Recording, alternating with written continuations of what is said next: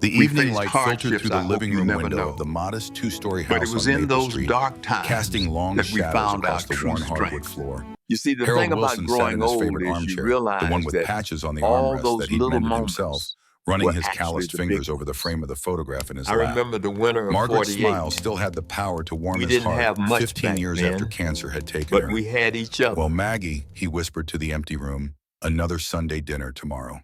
At 68, Harold's once robust frame had begun to show the toll of decades spent on construction sites. His hands, permanently stained with the ghosts of cement and paint, bore the marks of a life dedicated to building things that would last. Homes for families, a future for his son. He'd started as a simple laborer after high school, working his way up to foreman and eventually launching his own modest construction company.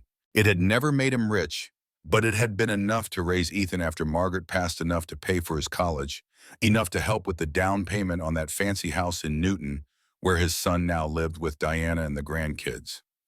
Harold placed the photo back on the side table and glanced around the living room. The furniture was outdated, purchased in the early 90s when Margaret was still alive. The television was at least 10 years old. His clothes were serviceable but worn.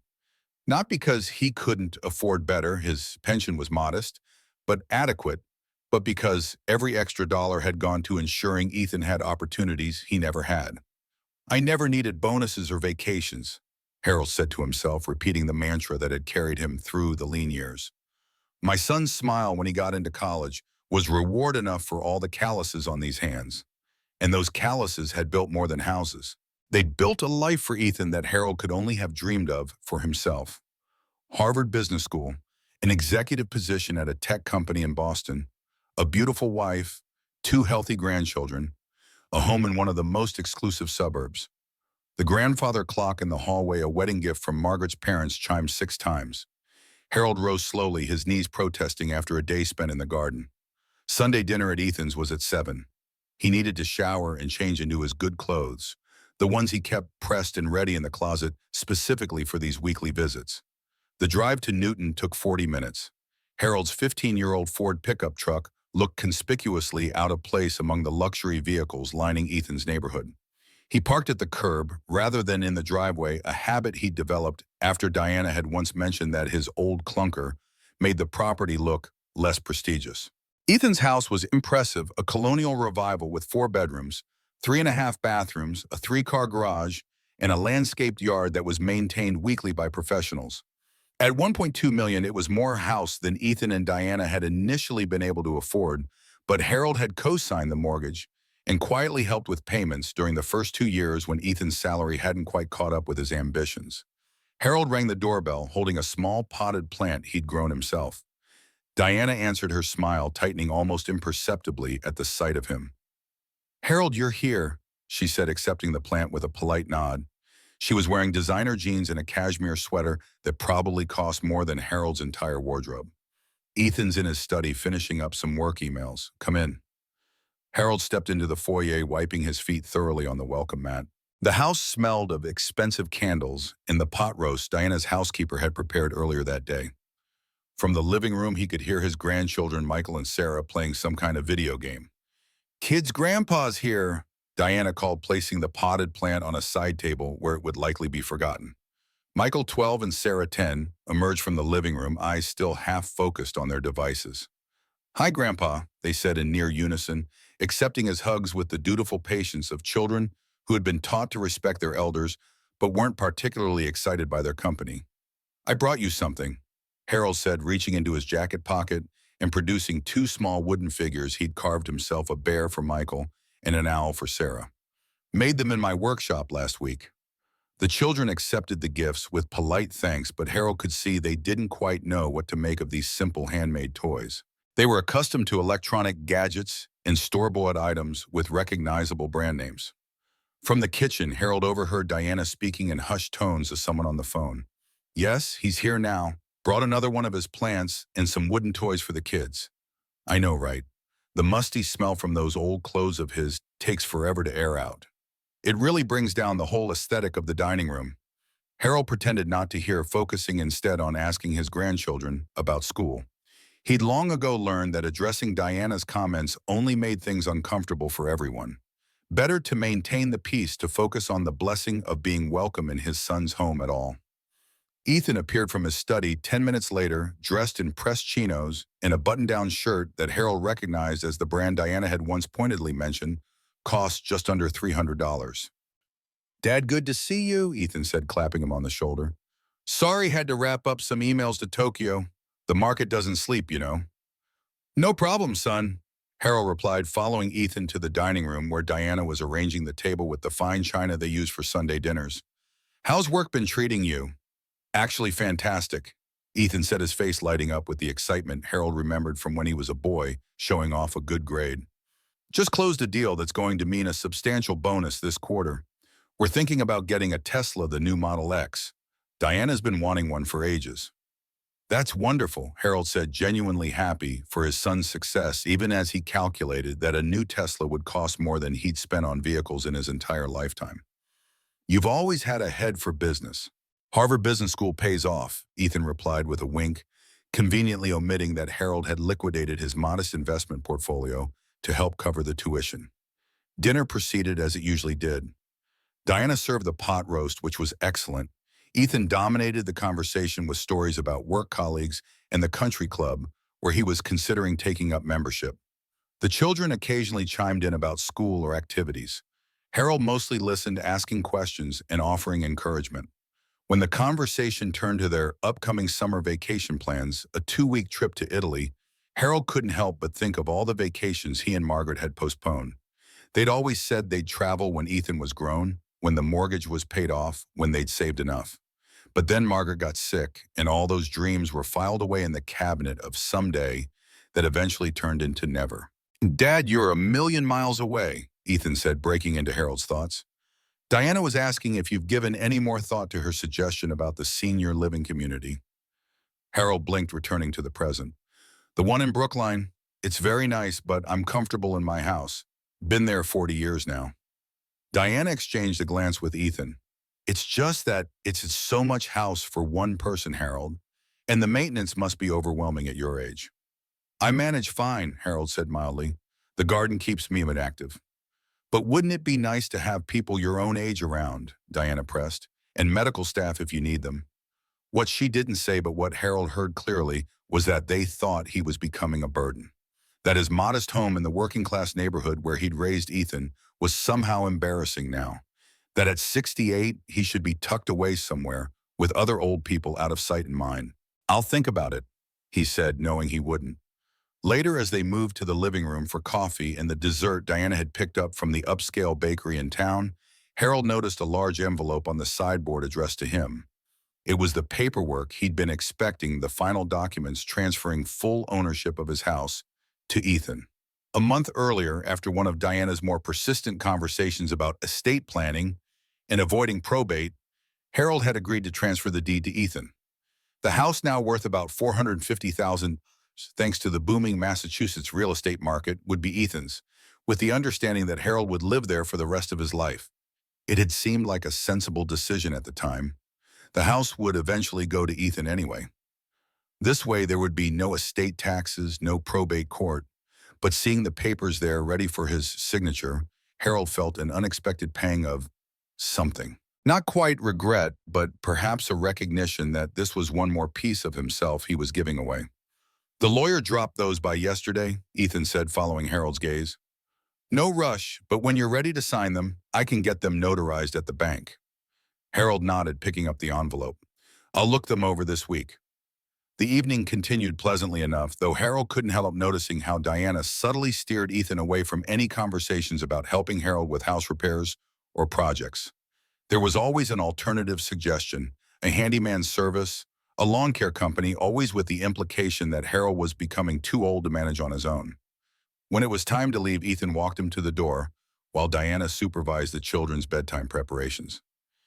"Thanks for coming, Dad," Ethan set his hand on Harold's shoulder.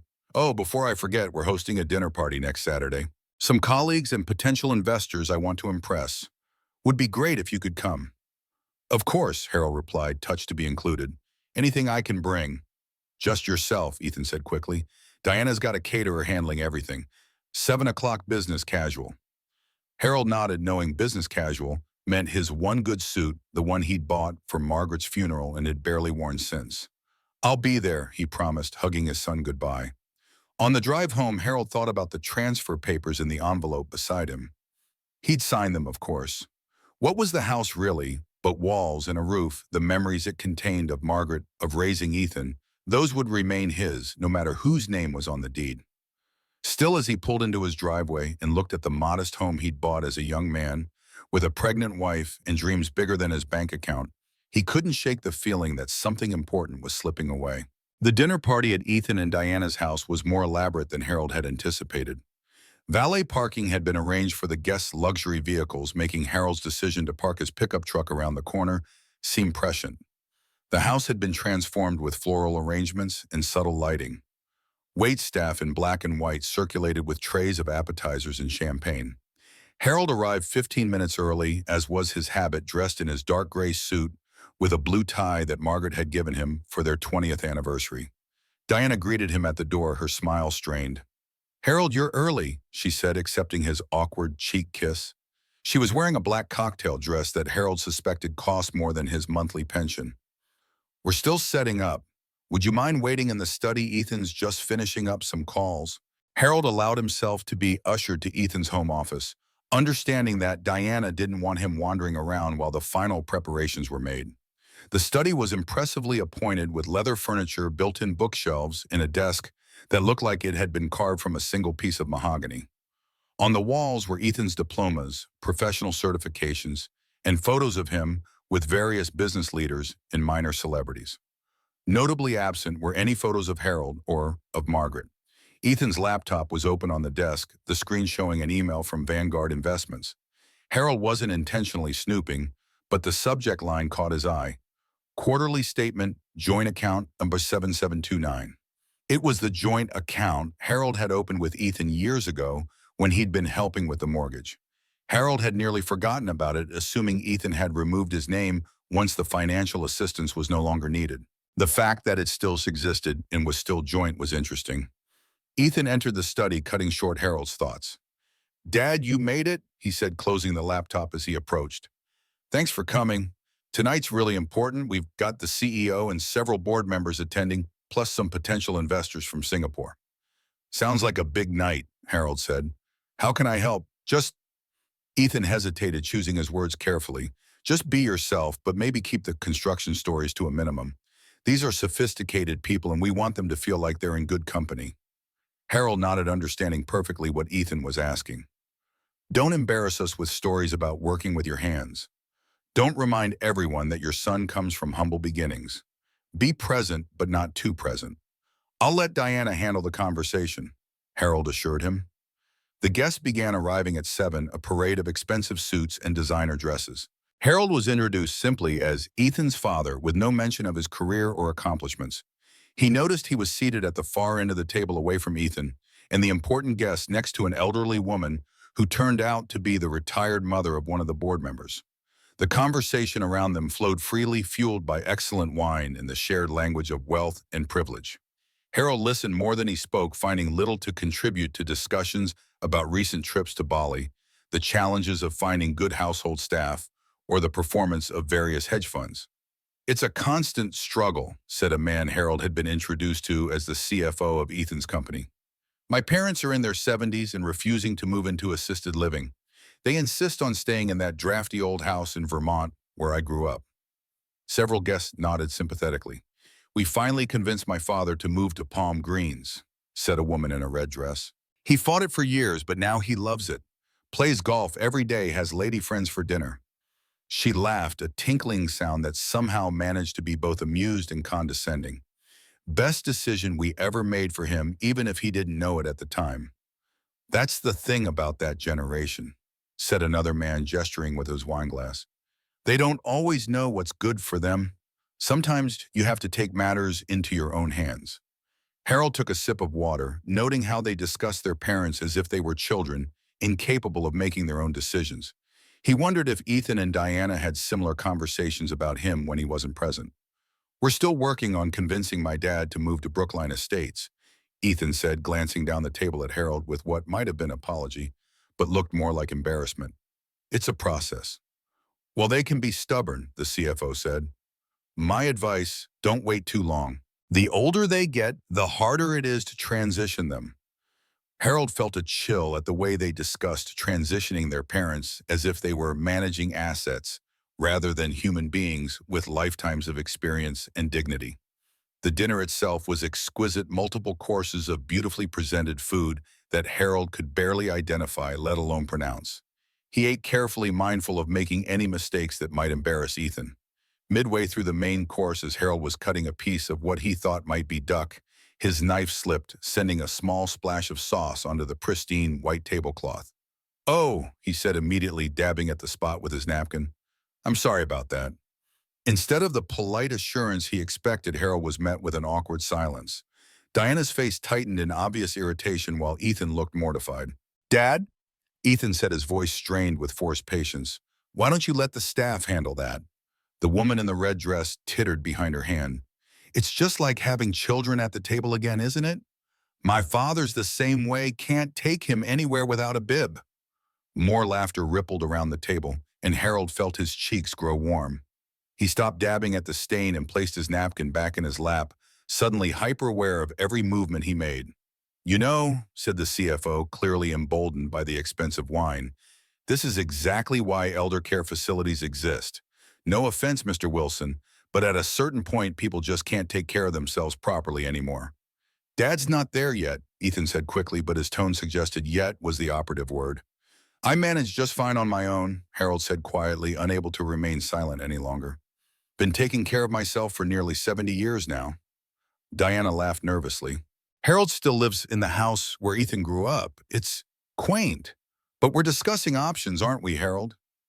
Before Harold could respond, the conversation shifted to the merits of various retirement communities, with his presence at the table seemingly forgotten. He sat silently finishing his meal and declining the offer of more wine. As dessert was being served, something involving chocolate and gold leaf, Harold noticed Ethan becoming increasingly intoxicated. His son's face was flushed, his gestures more expansive, his laughter louder. It was unlike Ethan, who typically maintained careful control, especially in professional settings. "So, Ethan," said one of the Singaporean investors, "tell us about your background. Were you always interested in finance?" Ethan laughed, swirling the scotch in his glass. "God, no, I grew up with nothing. My father," he gestured down the table toward Harold, "was a construction worker. We lived paycheck to paycheck in a little house in Framingham." Harold felt something twist inside him. It wasn't that what Ethan said was untrue exactly. They had indeed lived modestly. But the way he said it, as if it had been some kind of deprivation, as if Harold hadn't worked himself to exhaustion to provide a stable home, felt like a knife between the ribs. "But you put yourself through Harvard Business School, didn't you?" Diana prompted, placing a hand on Ethan's arm. "That's the American dream right there." Ethan nodded, taking another drink. "Full scholarship and student loans," he said, which was a blatant lie. Harold had liquidated his modest retirement account to help pay for that degree, putting his own future security at risk for his son's education. "Worked my way up from nothing." The investors nodded appreciatively, clearly impressed by this narrative of self-made success. Harold stared at his dessert appetite gone. He'd never expected gratitude for the sacrifices he'd made. That wasn't why parents provided for their children. But he'd never expected this revision of history, either this erasure of his contributions. The conversation continued with Ethan painting himself as a bootstrapping success story who had overcome the limitations of his working-class background through sheer grit and intelligence.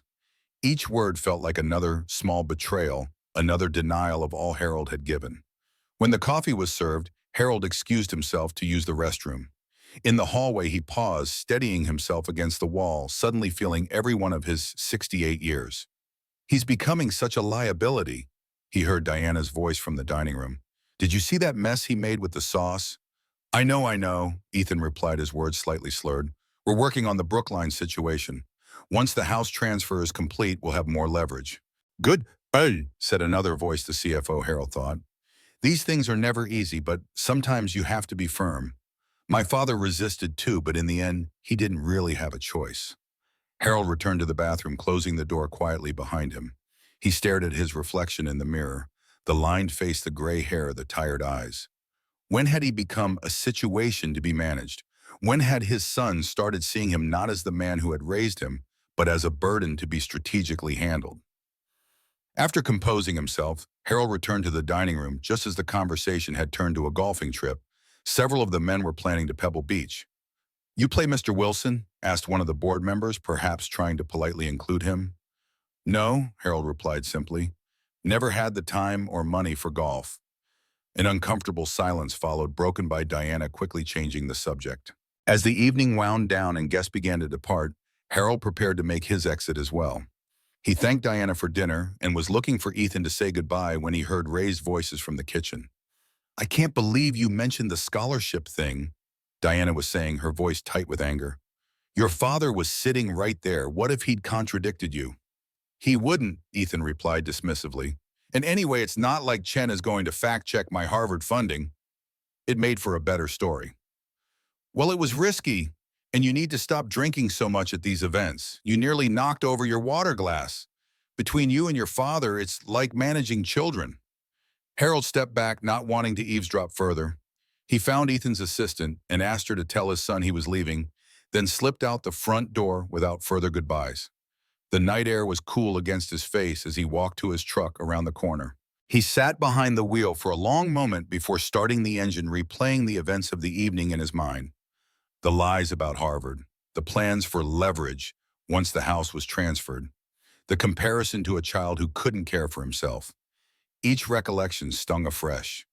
Harold had always known Ethan had grown different from him, more ambitious, more focused on material success.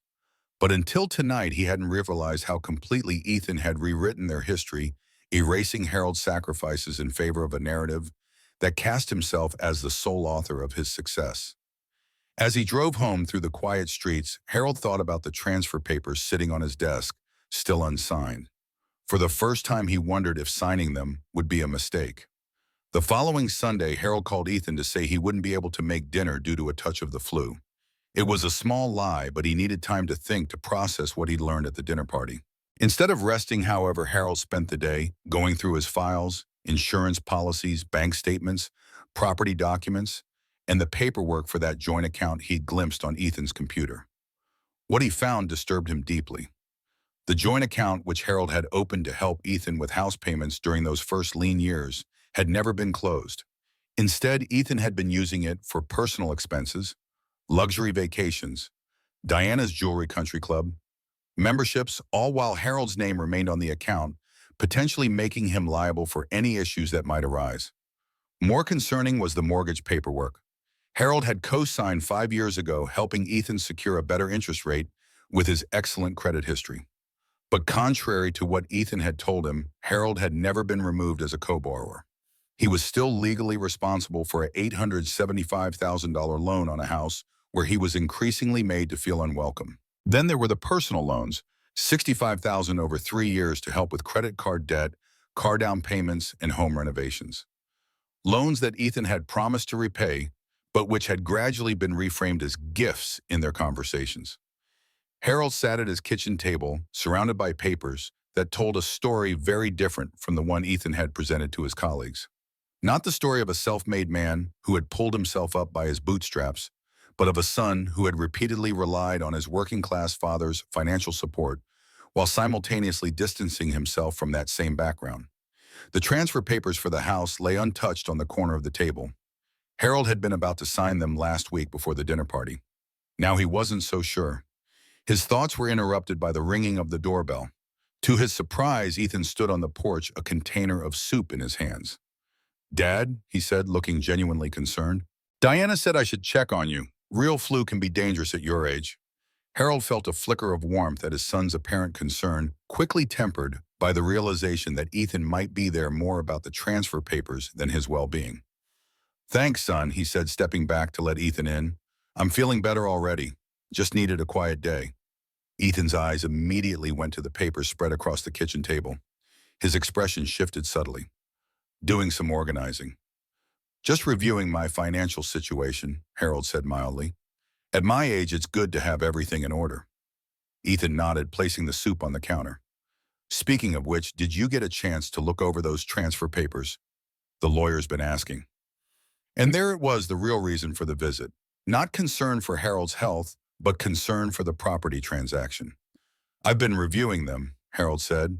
Actually, I've been reviewing a lot of paperwork, including our joint account at Vanguard and the mortgage on your house. Ethan's face paled slightly. Oh, any reason in particular? Just making sure everything's as it should be, Harold replied, watching his son carefully. I was surprised to see the joint account is still active and that I'm still on the mortgage. Ethan laughed, but it sounded forced.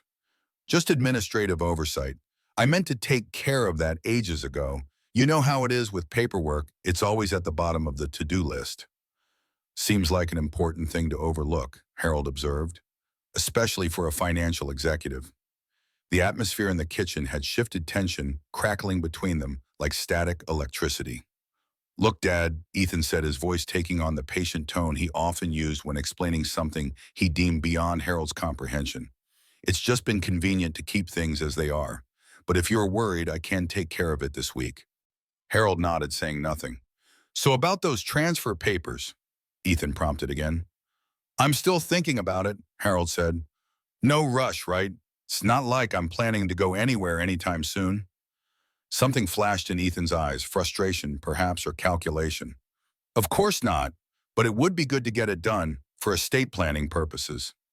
I understand, Harold said, though he was beginning to understand far more than Ethan realized. I'll let you know when I've made a decision. Ethan left shortly after the soup container, still sitting untouched on the counter. Harold watched from the window as his son's BMW pulled away the expensive car, a stark contrast to the modest neighborhood where he'd been raised. For the first time, Harold wondered if Ethan's insistence on the house transfer had less to do with estate planning and more to do with securing an asset he already considered his own. The following week passed quietly. Harold begged off Sunday dinner again, citing lingering fatigue from his flu. Instead, he spent the time continuing his financial audit, discovering more disturbing patterns in how Ethan had leveraged their relationship for financial gain, while simultaneously distancing himself socially and emotionally. The next Saturday, however, brought another dinner invitation, this one impossible to decline. Michael's 12th birthday was being celebrated with a family dinner, and Harold's absence would be too conspicuous. The party was smaller than the business dinner, but no less elaborate. Diana had arranged for a professional chef to prepare Michael's favorite foods, and the dining room had been decorated with what appeared to be professionally designed sports-themed decor. Harold brought a gift he'd made himself, a hand-carved chess set with pieces designed to represent Michael's favorite fantasy characters from the books he enjoyed. It had taken Harold months of evening work, each piece crafted with painstaking attention to detail. When Michael opened it, his initial reaction was polite confusion. Thanks, Grandpa, he said, examining one of the pieces. It's really detailed. I can teach you to play, Harold offered. It's a game that requires strategy and thinking ahead.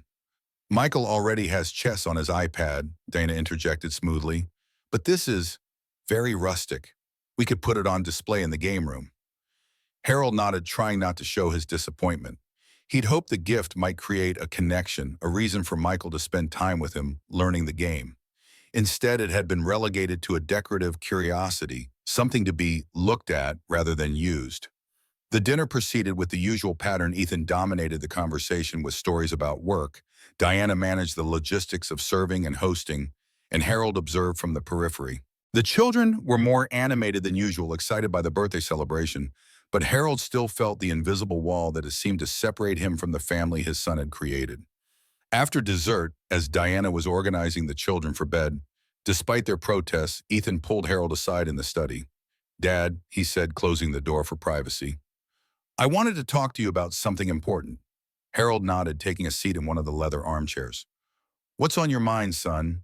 The house transfer, Ethan said, getting straight to the point. It's been 2 weeks and you still haven't signed the papers. Is there a problem? Harold considered his words carefully. I've been thinking about it a lot. And about other things, too.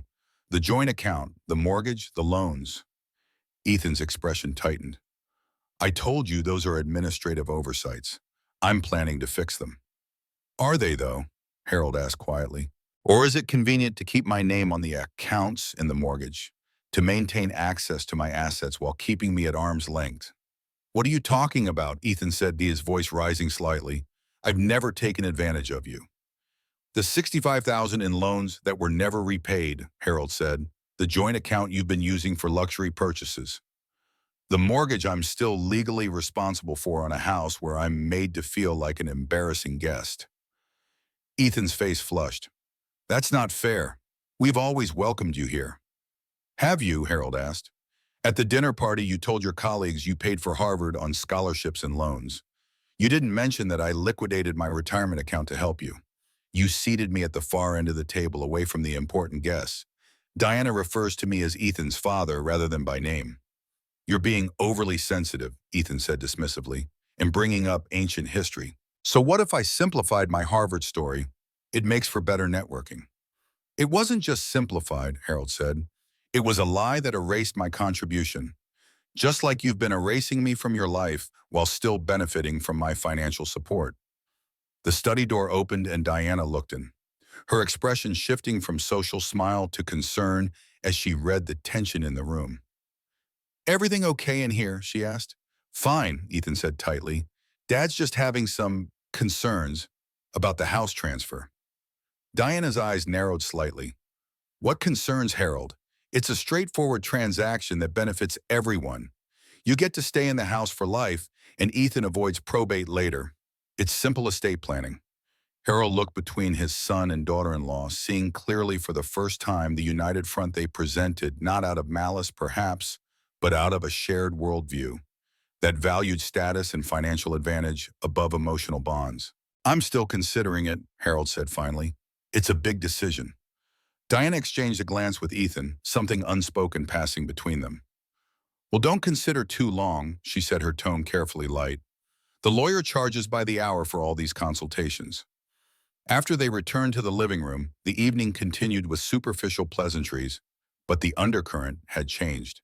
Harold could feel Ethan and Diana watching him, evaluating him, perhaps recalculating their approach. When it was time to leave, Ethan walked him to the door. Dad, he said, his voice low, I hope you know everything we're doing is for the best, for all of us. The house transfer makes financial sense. I understand the financial aspects, Harold replied. It's the other aspects I'm not so sure about anymore. Ethan's jaw tightened. What's that supposed to mean? It means I'm going to take some more time to think, Harold said. Good night, son. The drive home was quiet with only the sound of the pickup's engine and Harold's thoughts for company. He felt a deep sadness settling over him like a heavy blanket, not just for the way Ethan had changed, but for his own blindness to it. How long had he been ignoring the signs, making excuses, pretending that his son's increasing distance was natural rather than calculated? The following week brought another invitation, this time to a Sunday brunch at Ethan and Diana's house. The text message mentioned that a few friends would be joining them, but when Harold arrived, he found a much larger gathering than anticipated. At least 20 people milled around the expansive back patio, many of whom Harold recognized from the previous dinner party. Diana greeted him with her usual polite distance, directing him to the buffet table. Help yourself, Harold. Ethan's by the grill if you're looking for him. Harold filled a plate with fruit and pastries, then made his way to where Ethan stood flipping expensive-looking steaks on a professional-grade grill.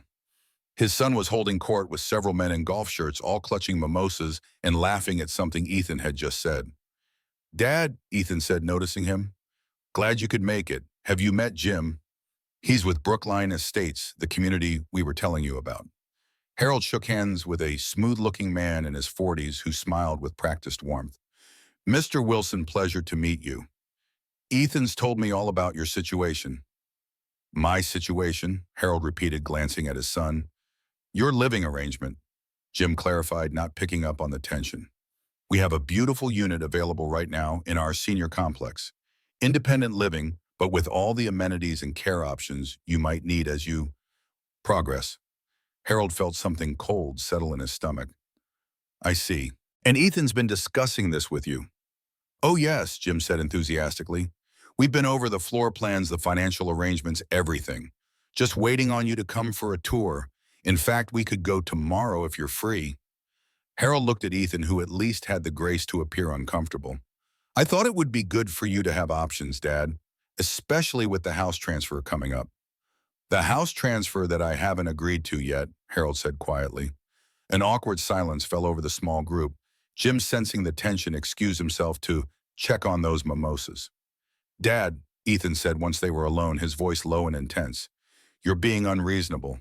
The house transfer is a smart financial move, and Brookline Estates is perfect for someone in your position." "And what position is that?" Harold asked. "You're getting older," Ethan said as if explaining something to a child. "The house is too much for you to maintain. You need to be around people who can help if something happens." "I'm 68, not 98, Harold replied, "and I've maintained that house for 40 years without issue." Ethan's expression hardened. "This isn't up for debate. The papers are ready. Jim's holding the unit for you, and Diana's already spoken with a real estate agent about listing the house once it's transferred." Harold stared at his son, genuinely shocked by the presumption. "You're planning to sell my house, the one I've lived in for 40 years, the one where your mother died?"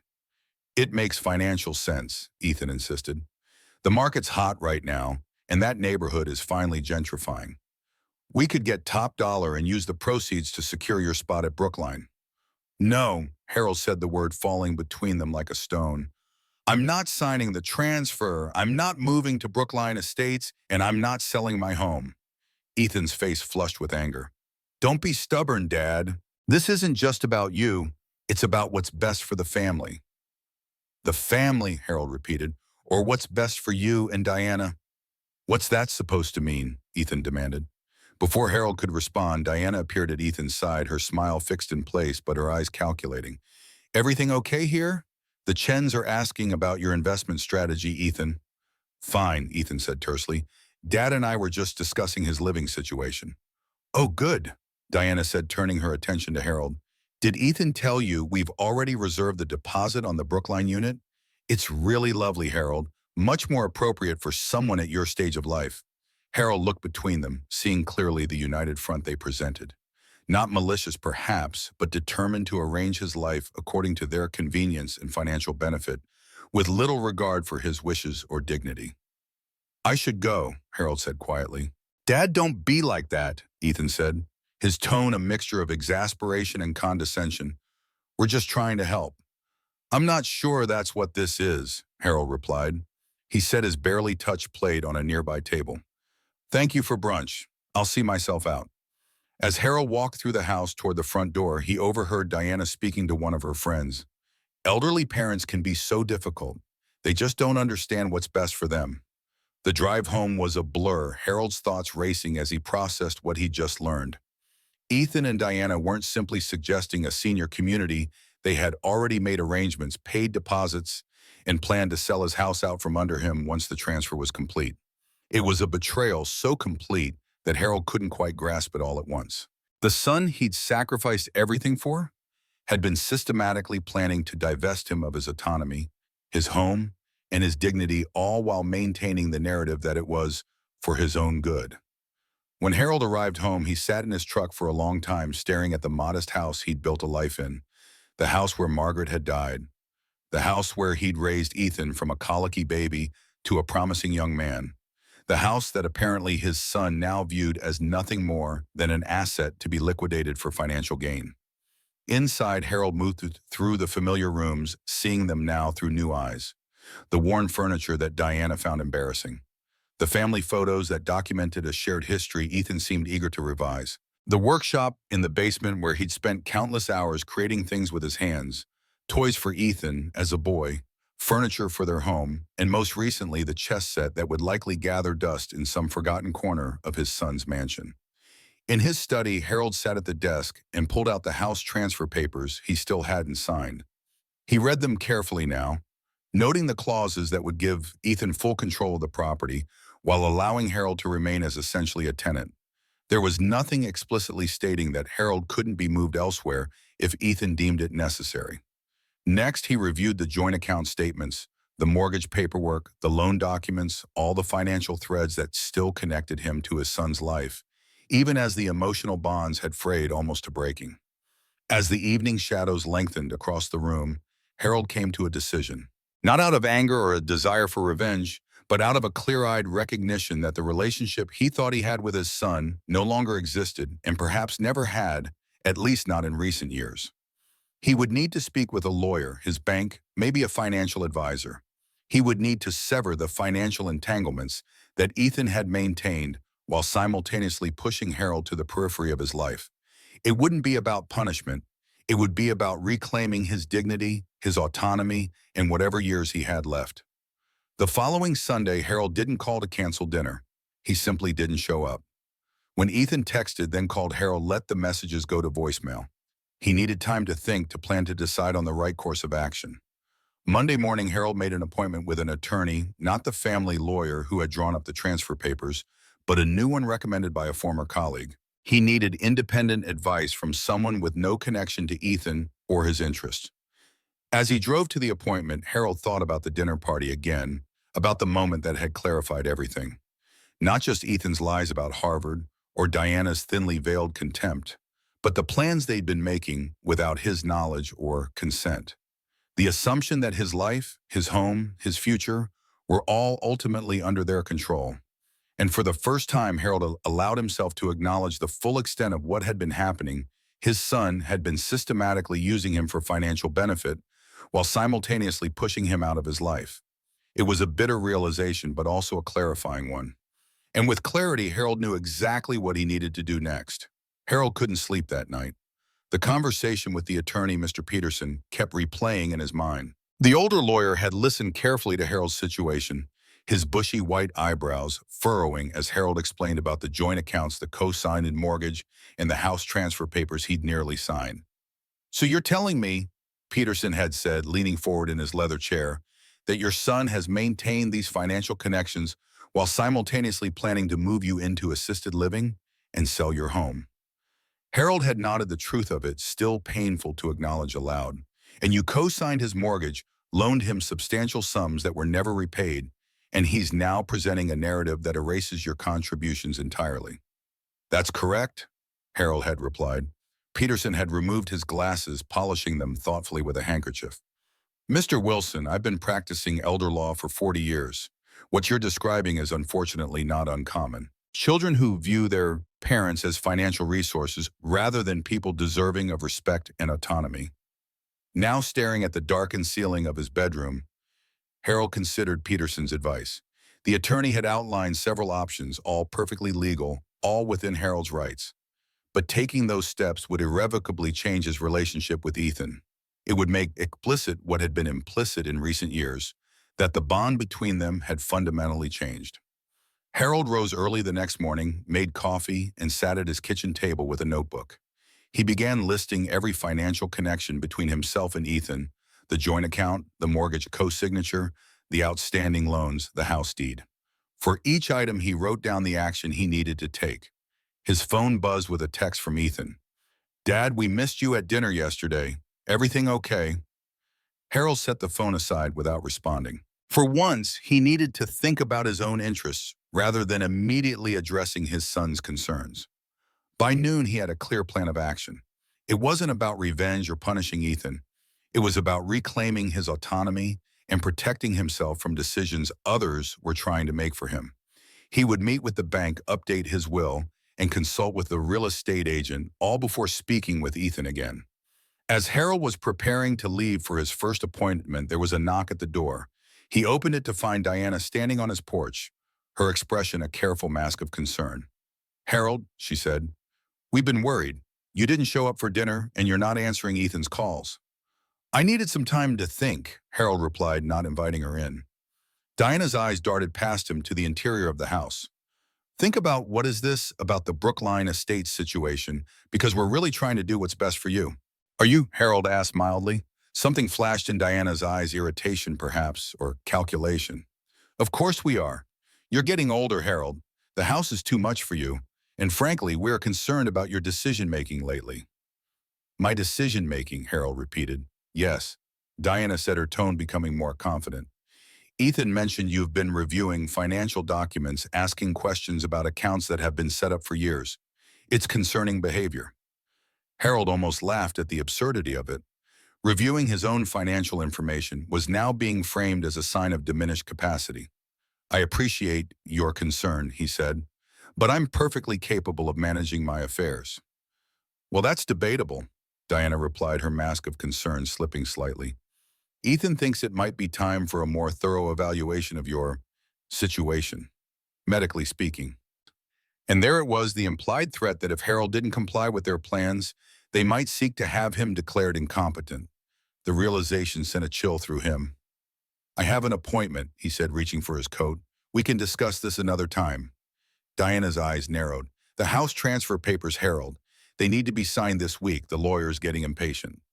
"I'm still reviewing them," Harold said, locking his door. "There's nothing to review," Diana said, her voice rising slightly. "It's a standard arrangement. You stay in the house, Ethan gets the deed. Simple." "And then what?" Harold asked, turning to face her fully. "Then I get moved to Brookline Estates and the house gets sold." Diana's momentary silence was answer enough. "That's what I thought," Harold said. "Now, if you'll excuse me." He walked past her to his truck, feeling her eyes boring into his back. As he pulled away, he saw her in the rearview mirror, already on her phone, undoubtedly calling Ethan. The bank was Harold's first stop. The manager, Mr. Chen, was a man in his 50s who had known Harold for years. "Mr. Wilson," he said, ushering Harold into his office. "What can I do for you today?" Harold explained about the joint account with Ethan, how it had been established to help with the mortgage, but had since been used for other purposes. "I'd like to remove my name from the account," he said. "Or if that's not possible, freeze it and open a new account solely in my name." Chen nodded, typing on his computer. "I can see the account here. It's a joint account with equal access and withdrawal rights. You're within your rights to withdraw your portion and close your connection to it." "And what about liability?" Harold asked. "If there are debts or overdrafts associated with the account." "As a joint holder, you're jointly responsible," Chen confirmed. "Which is why separating yourself is a prudent move if you're concerned." "I am," Harold said simply. Chen walked him through the process of withdrawing his funds, approximately $47,000, his share of the balance, and transferring them to a new account solely in his name. He also helped Harold update the contact information and security protocols on all his accounts, ensuring that Ethan no longer had access. "There's one more thing," Harold said. "The mortgage on my son's house. I'm a co-signer, but I'd like to review the terms and understand my options." Chen pulled up the mortgage information. "It's a substantial loan, $875,000, with a current balance of approximately $780,000. As co-signer, you're equally responsible for the payments." "And if I wanted to remove myself as co-signer," Chen's expression turned grave. "That's more complicated. The lender approved the mortgage based partly on your credit history and income. Removing you would essentially require refinancing the loan, which would need your son's cooperation and potentially a higher interest rate for him." Harold nodded, making a note in his book. This would be a conversation for Peterson, his lawyer. Next, Harold visited a real estate agent recommended by Peterson, a woman named Gloria Martinez, who specialized in properties in Harold's neighborhood. "The market's hot right now," she confirmed, reviewing comparable sales in the area. "Your home with its sheet-and-a-half-acre lot would likely list around $520,000 to $540,000 in the current market." "And if I wanted to sell quickly," Harold asked, "we could price it aggressively at $495,000 and likely have multiple offers within days," Martinez said. "But may I ask why the rush waiting for spring could potentially net you an additional 5 to 10%?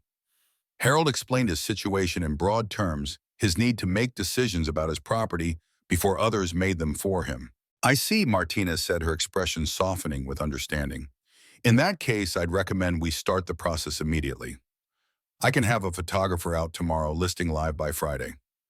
Harold thanked her and signed the listing agreement, specifying that the information was to be kept confidential until the listing went public.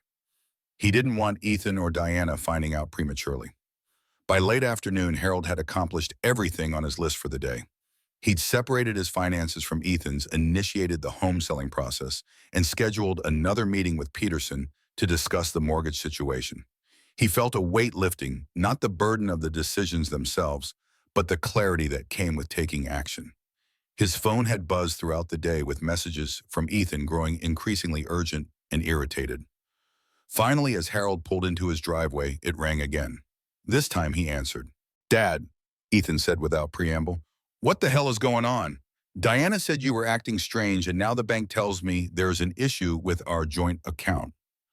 "I've been making some changes to my financial arrangements," Harold said calmly. Without discussing them with me, Ethan demanded. That account has been set up for years. Why mess with it now? It seemed time, Harold replied. I'm organizing my affairs. What does that mean? And why aren't you answering my texts? We had dinner planned yesterday. I needed some time to think, Harold said, about the house transfer, about Brookline Estates, about a lot of things. Ethan's sigh of frustration was audible. Dad, we've been over this. The house transfer is simple estate planning, and Brookline is a fantastic facility, much better than you rattling around alone in that old house. My old house that you've already made plans to sell, Harold said. A telling pause. Who told you that? Diana mentioned your conversations with a real estate agent, Harold said, about listing the house once the transfer was complete. That was theoretical, Ethan backpedaled. Long-term planning. It didn't sound theoretical, Harold countered. It sounded quite advanced. Look, Ethan said, his tone shifting to one of forced patience. Why don't we discuss this over dinner tomorrow night? Just you, me, and Diana. We can clear the air. Harold considered declining, but perhaps it was better to have this conversation directly. All right, what time? 7, Ethan said, sounding relieved. And Dad, bring those transfer papers. Let's get this settled once and for all. After hanging up, Harold sat in his truck for a long moment. Tomorrow's dinner would be difficult, but necessary. It would be the first time he'd confront Ethan directly about what he'd discovered, about the plans being made, without his input about the systematic financial entanglement that benefited Ethan while undermining Harold's autonomy. But first, there was one more thing he needed to do. Harold drove to a locksmith in town and arranged to have all the locks on his house changed the following morning. If things went poorly at dinner, he wanted to ensure his home remained secure. The next evening, Harold arrived at Ethan and Diana's house precisely at 7, dressed in his good suit, but without the house transfer papers. The atmosphere was tense from the moment he walked in, with Diana's smile not reaching her eyes, and Ethan watching him with barely concealed impatience. Dad, Ethan said after cursory greetings, where are the transfer papers? I didn't bring them, Harold replied, taking a seat in the living room. I've decided not to sign them. Ethan and Diana exchanged glances. That's not really an option at this point, Diana said, her voice tight. We've already made arrangements based on the transfer proceeding. Arrangements I wasn't consulted about, Harold pointed out. Because they're for your benefit, Ethan said, pouring himself a scotch without offering one to Harold. You're being stubborn about this, and frankly, it's concerning. What's concerning, Harold countered, is discovering that my son and daughter-in-law have been making plans to sell my home and move me into a facility without my knowledge or consent. It's not like that, Ethan protested, though his eyes slid away from Harold's direct gaze. It's exactly like that, Harold said. You've arranged a unit at Brookline Estates, spoken with real estate agents about listing my house, and tried to pressure me into signing away my property rights, all while maintaining financial entanglements that benefit you and potentially put me at risk. Diana's facade cracked slightly. This is ridiculous. We're trying to help you, Harold. The house is too big for you, too much maintenance. Brookline has activities, medical care, people your own age. I don't want or need those things, Harold said firmly. I'm comfortable in my home. This isn't just about what you want, Ethan said, his voice rising. It's about what makes sense for everyone. The house is a valuable asset that's just sitting there depreciating while you rattle around in it alone. And there it was, the truth behind all the concern and planning. The house wasn't seen as Harold's home of 40 years, the place where he'd raised his family and built his life. It was an asset that wasn't being properly leveraged for financial gain. The house is mine, Harold said quietly. Not yours, not Diana's, not an asset to be liquidated, mine. Ethan drained his scotch and poured another larger one. Actually, that's debatable. I've been paying the property taxes for the past 3 years. I've paid for repairs, maintenance, a new roof. I have a substantial financial interest in that property. Which I never asked for, Harold pointed out, and which pales in comparison to what I've given you over the years. Here we go, Diana muttered, rolling her eyes. The martyr routine. Harold turned to her.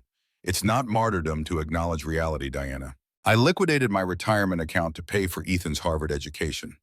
I co-signed his mortgage when his income wasn't sufficient. I've loaned him over $65,000 that was never repaid. That was all voluntary, Ethan said dismissively. Nobody forced you. Just as nobody is forcing you to make decisions about my home and my life, Harold replied. Yet here we are. The tension in the room was palpable. Diana stood and walked to the bar cart, pouring herself a glass of wine. This is getting us nowhere, Strom. Harold, the fact remains that you're getting older. The house is too much for you. Brookline Estates is the sensible solution. I'm not going to Brookline, Harold said firmly, and I'm not signing the house transfer. Ethan's face flushed with anger. You're being irrational. This is exactly why we're concerned about your decision-making. My decision-making is fine, Harold said. I've simply decided not to do what you want. What I want at the street, Ethan said, his voice rising, is for my father to be taken care of properly instead of living like a hermit in a decaying house in a neighborhood that's barely safe anymore. The neighborhood is fine, Harold said, and so am I. You're not fine, Ethan shouted, slamming his glass down. You're old dad. You're getting forgetful, you're becoming paranoid, and you're making bad decisions. That's why we need to step in. Harold felt a cold clarity settling over him. This wasn't about his welfare. This was about control, about Ethan's impatience with a father who wasn't complying with his plans.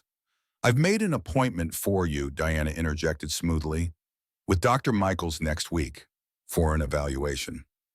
What kind of evaluation? Harold asked, though he already knew. A cognitive assessment, Diana said, to determine if you're still capable of making major financial decisions independently. Harold stared at them, these people he barely recognized anymore. You're trying to have me declared incompetent because I won't sign over my house to you. That's an unfair characterization, Ethan protested but weakly. Is it? Harold asked. Because from where I'm sitting, it looks like you've been systematically positioning yourself to take control of my assets while pushing me to the margins of your life. That's absurd, Diana said sharply. We've included you in family dinners every week. We invited you to Michael's birthday party. We're trying to help you. You've included me as an obligation, Harold corrected. Seated me at the far end of the table at parties, introduced me as Ethan's father, rather than by name, made it clear through 1,000 small gestures that I'm an inconvenience to be managed, rather than a person to be respected. Ethan's face darkened with anger. This is the thanks we get for looking out for you, for planning for your future, for making sure you're taken care of. I never asked for that kind of care, Harold replied.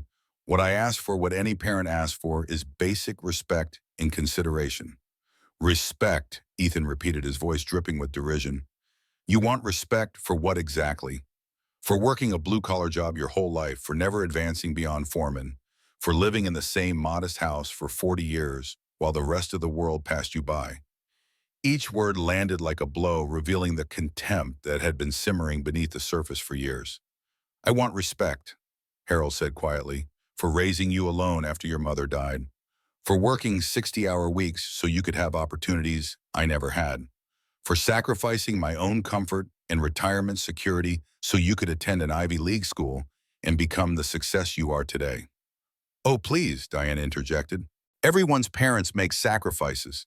It's called being a parent. You don't get a medal for doing what you're supposed to do. Harold looked at her, then back at Ethan, who had drained his third scotch and was now pacing the living room like a caged animal. You're right, Diana, Harold conceded. Parents don't deserve special recognition for doing their job. But they do deserve basic dignity in their old age and the right to make their own choices about how and where they live. Not if those choices are bad ones, Ethan snapped. And who decides what's bad, Harold asked. You, because it seems like any choice that doesn't align with your financial interests is automatically deemed bad or a sign of diminished capacity.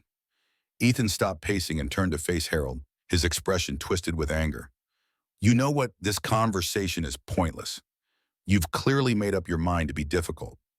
I've made up my mind to maintain my independence, Harold corrected. Independence, Ethan scoffed. Is that what you call it? Living alone in that outdated house, wearing the same clothes for decades, driving that embarrassing truck. Yes, Harold said simply. That's exactly what I call it.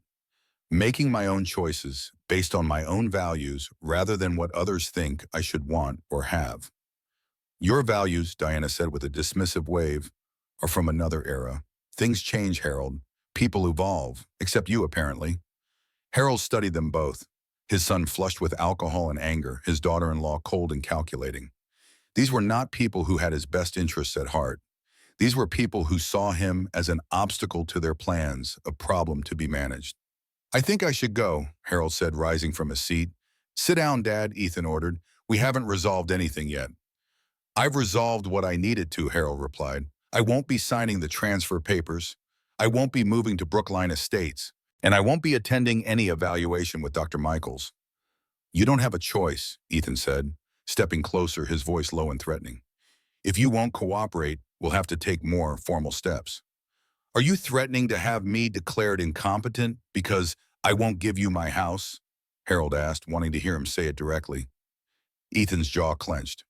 "I'm saying that your behavior lately suggests diminished capacity, and as your son, I have a responsibility to ensure you're protected even from yourself." Harold felt a profound sadness washing over him. This man, this stranger wearing his son's face, was prepared to strip him of his legal rights in order to gain control of his property. What had happened to the boy he had raised, the child who had once looked at him with love and admiration? "I'm leaving now," Harold said, moving toward the door. Ethan blocked his path.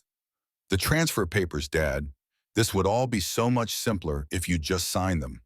"No," Harold said firmly. What happened next occurred so quickly that Harold barely had time to register it. Ethan's face contorted with rage. He leaned forward across the short distance between them and spat directly into Harold's face. The room fell into shocked silence. A drop of spittle slid down Harold's cheek toward his collar. Diana gasped softly, but not in horror. There was a note of surprised amusement in the sound. "You're old," Ethan said, his voice shaking with anger. "You're weak, you're worthless, and you're standing in my way." Harold slowly, deliberately removed his handkerchief from his pocket and wiped his face. He said nothing, but something in his eyes must have registered with Ethan, who took a half step backward. "Dad," Ethan began, perhaps realizing he'd crossed a line that couldn't be uncrossed. "Don't," Harold said quietly, pocketing the handkerchief. "Don't say another word." He moved past Ethan toward the door. Diana remained frozen by the bar cart, her wineglass halfway to her lips. "This isn't over," Ethan called after him, his voice a mixture of anger and something that might have been fear. "You can't just walk away from this." But Harold could and did. He walked out the front door, closed it behind him, and made his way to his truck. His hands were steady as he inserted the key into the ignition. His breathing was calm. To an observer, he might have appeared unaffected by what had just transpired. Inside, however, something fundamental had shifted. The moment Ethan's spittle had landed on his face, Harold had crossed a threshold. The man who had driven to Ethan's house that evening, the father still hoping for reconciliation, still making excuses for his son's behavior, that man was gone. In his place was someone colder, clearer, more resolute. As he drove home, Harold realized that what he felt wasn't anger. It was a kind of clarity, painful but necessary. His son, the boy he had raised and sacrificed for, was gone. The man who had taken his place viewed Harold not as a father to be loved and respected, but as an obstacle to be removed, an asset to be acquired, a problem to be managed. The realization didn't break him. It hardened him. When Harold arrived home, he didn't go inside immediately. Instead, he sat in his truck staring at the modest house he'd owned for 4 decades. The house where he'd brought Margaret as a bride, where they'd raised Ethan, where he'd mourned her passing. It wasn't just walls and a roof, it was the physical embodiment of his life's work and memories. And his son wanted to sell it out from under him, to convert it from a home into Kishanish. Harold finally went inside, his movements deliberate and calm. In the kitchen, he washed his face thoroughly, scrubbing away any lingering trace of Ethan's saliva. Then he made himself a cup of tea and sat at the table thinking. What had happened tonight wasn't just an argument or a momentary loss of temper. It was the revelation of how Ethan truly saw him as someone old, weak, and worthless. Someone whose dignity could be violated without consequence. Someone whose property and autonomy were up for grabs. Harold sipped his tea and considered his options. The steps he'd taken earlier, separating his finances, arranging to sell the house, those had been preventative measures. Now, after tonight, they seemed like necessary acts of self-preservation. He picked up his phone and saw a series of texts from Ethan, alternating between angry accusations and half-hearted apologies. "You left before we could resolve anything. I shouldn't have lost my temper, but you're being unreasonable. This could all be so simple if you just cooperate. I'm sorry about what happened, but you pushed me too far. Harold deleted them all without responding. There was nothing left to say. Instead, he called Peterson his lawyer despite the late hour. Something's happened, he said when Peterson answered.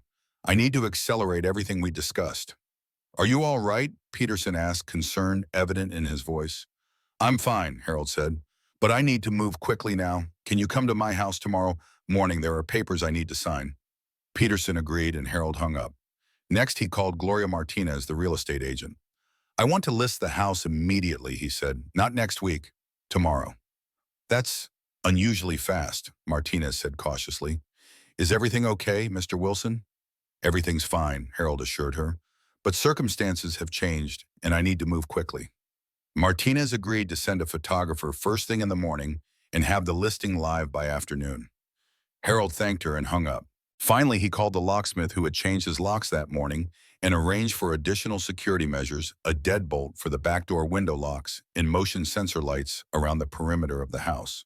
With those calls made, Harold felt a strange sense of calm settling over him. The path forward was clear now. Sell the house. Sever all financial ties with Ethan. Start fresh somewhere new, somewhere without the painful associations that now clouded every corner of his life here. It wasn't revenge he wanted. It was freedom from expectations, from manipulation, from the constant erosion of his dignity. Freedom to live his remaining years on his own terms without being treated as a burden or a resource to be exploited. The next morning dawned clear and cold. Harold was already awake, having slept little. He made coffee and began systematically sorting through his belongings, deciding what to keep, what to donate, what to discard. It was a task he'd been postponing for years, but now it felt urgent and necessary. Peterson arrived at 9 carrying his briefcase and wearing an expression of professional concern. You sounded upset last night, he said after Harold had ushered him into the kitchen and offered him coffee. What happened? Harold recounted the previous evening's confrontation, including Ethan's shocking act of spitting in his face. Peterson's expression darkened as he listened. That crosses a line, the lawyer said when Harold had finished. From financial manipulation to outright elder abuse. I wouldn't go that far. Harold demurred, uncomfortable with the term despite what had happened. I would, Peterson said firmly. And a court likely would too, but let's focus on protecting you and your assets, which is why I'm here. He opened his briefcase and removed several documents. Based on our previous conversation, I've prepared everything we discussed. Revocation of the power of attorney. Ethan currently holds removal of his name from your medical directives and an injunction preventing him from seeking guardianship without due process and independent medical evaluation. Harold reviewed and signed each document, feeling a weight lifting with each signature. These weren't acts of anger or retribution. They were necessary steps to protect himself from a son who had demonstrated he couldn't be trusted with Harold's welfare. What about the mortgage? Harold asked. I'm still a co-signer. Peterson nodded grimly. That's more complicated. You can't unilaterally remove yourself without Ethan's cooperation. However, you can notify the lender that you'll no longer be making payments or accepting responsibility for the loan. It won't legally remove your liability, but it establishes a paper trail of your intent. In the joint account, I've already withdrawn my share of the funds, but it's still open. I'll send a formal letter today and instructing the bank to freeze the account and prevent any further transactions without dual authorization. Peterson said, it's not perfect, but it provides some protection. By the time Peterson left, Harold had signed over a dozen documents, each one another step toward disentangling himself from Ethan's financial web. It was both liberating and deeply sad, the legal dissolution of a relationship that had already broken on an emotional level. The real estate photographer arrived shortly after capturing images of the house Harold had maintained so carefully over the decades. Martinez followed, bringing paperwork for the listing and discussing strategy. Given the market and your desire for a quick sale, I recommend listing at $495,000, she advised. It's slightly below market value, but it should generate immediate interest and potentially multiple offers. Harold agreed, signing the listing agreement and additional disclosures. The house would officially go on the market the following morning. As Martinez was leaving, a car pulled into the driveway, Ethan's BMW. Harold thanked Martinez for her help and saw her out the front door, nodding politely as she passed Ethan on the walkway. Dad, Ethan said, his expression a carefully arranged mask of contrition. We need to talk about last night. I don't think there's anything to discuss, Harold replied, not inviting him in. Ethan noticed the locksmith's van parked across the street where the technician was gathering tools for the additional security installations. His eyes narrowed. You changed the locks. Yes, Harold said simply. That's ridiculous, Ethan sputtered. I have a key to this house. I've always had a key. Not anymore, Harold said. Who was that woman leaving just now? Ethan demanded, changing tactics. The one with the portfolio case. A business associate, Harold said. Ethan's expression darkened. What are you up to, Dad? If this is some kind of retaliation for last night. It's not retaliation, Harold interrupted. It's self-preservation. Self-preservation, Ethan repeated incredulously. From what your own family, the people trying to help you. From the man who spat in my face when I refused to sign over my house to him, Harold said quietly. Ethan had the grace to look momentarily ashamed, but it quickly passed. I lost my temper. It was wrong and I'm sorry, but you're still not thinking clearly about your situation. My situation is that I'm a competent adult making decisions about my own property and life, Harold said. Decisions you don't get to make for me. Ethan's jaw tightened. We'll see about that. Diana's already spoken with Dr. Michaels. The evaluation is scheduled for next week. I won't be attending, Harold said calmly. You don't have a choice, Ethan insisted. If necessary, we'll petition for temporary guardianship on the grounds that you're making irrational financial decisions that put yourself at risk. Harold regarded his son sadly. Is that really who you've become, Ethan? Someone who would have his own father declared incompetent to gain control of his assets. It's not about the assets, Ethan protested, though his eyes slid away from Harold's direct gaze. It's about ensuring you're properly cared for. No, Harold said firmly. It's about the house and the money and your convenience. It's always been about that. Ethan's face flushed with anger. You're being paranoid and irrational, which only proves my point about your declining capacity. I'm being clear-eyed, Harold corrected, perhaps for the first time in years when it comes to you. They stood facing each other across the threshold, father and son connected by blood, but separated by a chasm of values and perception that seemed unbridgeable. This isn't over, Ethan said, finally turning to leave. You can change your locks, but you can't shut me out of decisions about your welfare. I have rights as your next of kin. And I have rights as a competent adult, Harold replied. Rights I intend to exercise. He watched as Ethan stalked back to his car and drove away, tires squealing slightly on the pavement, a small but telling display of childish anger from a man who prided himself on sophistication and control. Inside, Harold resumed his sorting now with greater urgency. He had no doubt that Ethan would follow through on his threat to seek guardianship. Peterson had warned him about this possibility, which was why they had filed the preemptive injunction requiring independent medical evaluation before any guardianship hearing could proceed. It was a legal chess game now, and Harold needed to stay several moves ahead. The house needed to be sold quickly, the proceeds secured, and his new living arrangements established before Ethan could maneuver to block him. By late afternoon, the locksmith had completed the additional security installations, and Harold's house was now as secure as a modest suburban home could reasonably be. Martinez called to confirm that the listing would go live the next morning, with the first showing scheduled for the following day. Harold's phone had buzzed periodically throughout the day, with messages from Ethan alternating between conciliatory and threatening. We need to talk this through calmly. Don't do anything you'll regret. Diana's worried about your mental state. If you force our hand on this guardianship issue, it won't go well for you. Harold ignored them all. Instead, he focused on practical matters, sorting through decades of accumulated possessions, deciding what was truly important to keep. Margaret's photos and letters, the wooden box containing Ethan's baby shoes and first drawings from a time before everything changed. The tools he'd used throughout his working life, many of which had been gifts from colleagues or special purchases to mark professional milestones. It was a bittersweet process, this distillation of a life into what could fit in a few boxes and suitcases. But it was also clarifying. Without the weight of the accumulated physical objects, Harold could see more clearly what truly mattered at his memories, his dignity, his right to self-determination. That evening, as Harold was preparing a simple dinner, his phone rang with a call from an unfamiliar number. He answered cautiously. Mr. Wilson, this is Dr. Michaels. Ethan asked me to call you directly about scheduling your evaluation. Harold's grip on the phone tightened.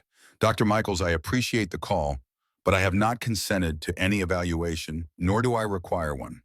There was a pause on the other end. I understand your reluctance, the doctor said carefully. However, your son has expressed significant concerns about recent changes in your behavior and decision-making. As a geriatric specialist, I can tell you that sometimes the people closest to us notice changes before we do. With all due respect, Harold replied, my son's concerns are primarily motivated by financial interests, not genuine concern for my welfare.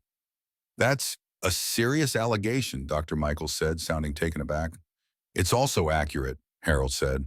My son and daughter-in-law have been planning to move me into assisted living and sell my home without my knowledge or consent. When I refused to cooperate, my son became physically threatening. There was another longer pause. Mr. Wilson, if there's been any kind of elder abuse, that's a matter for... I'm handling it, Harold interrupted. And part of handling it is declining this evaluation, which I believe has been arranged as a pretext for seeking guardianship over me and my assets. I see, Dr. Michaels said, sounding increasingly uncomfortable. Mr. Wilson, I had no idea the situation was so complex.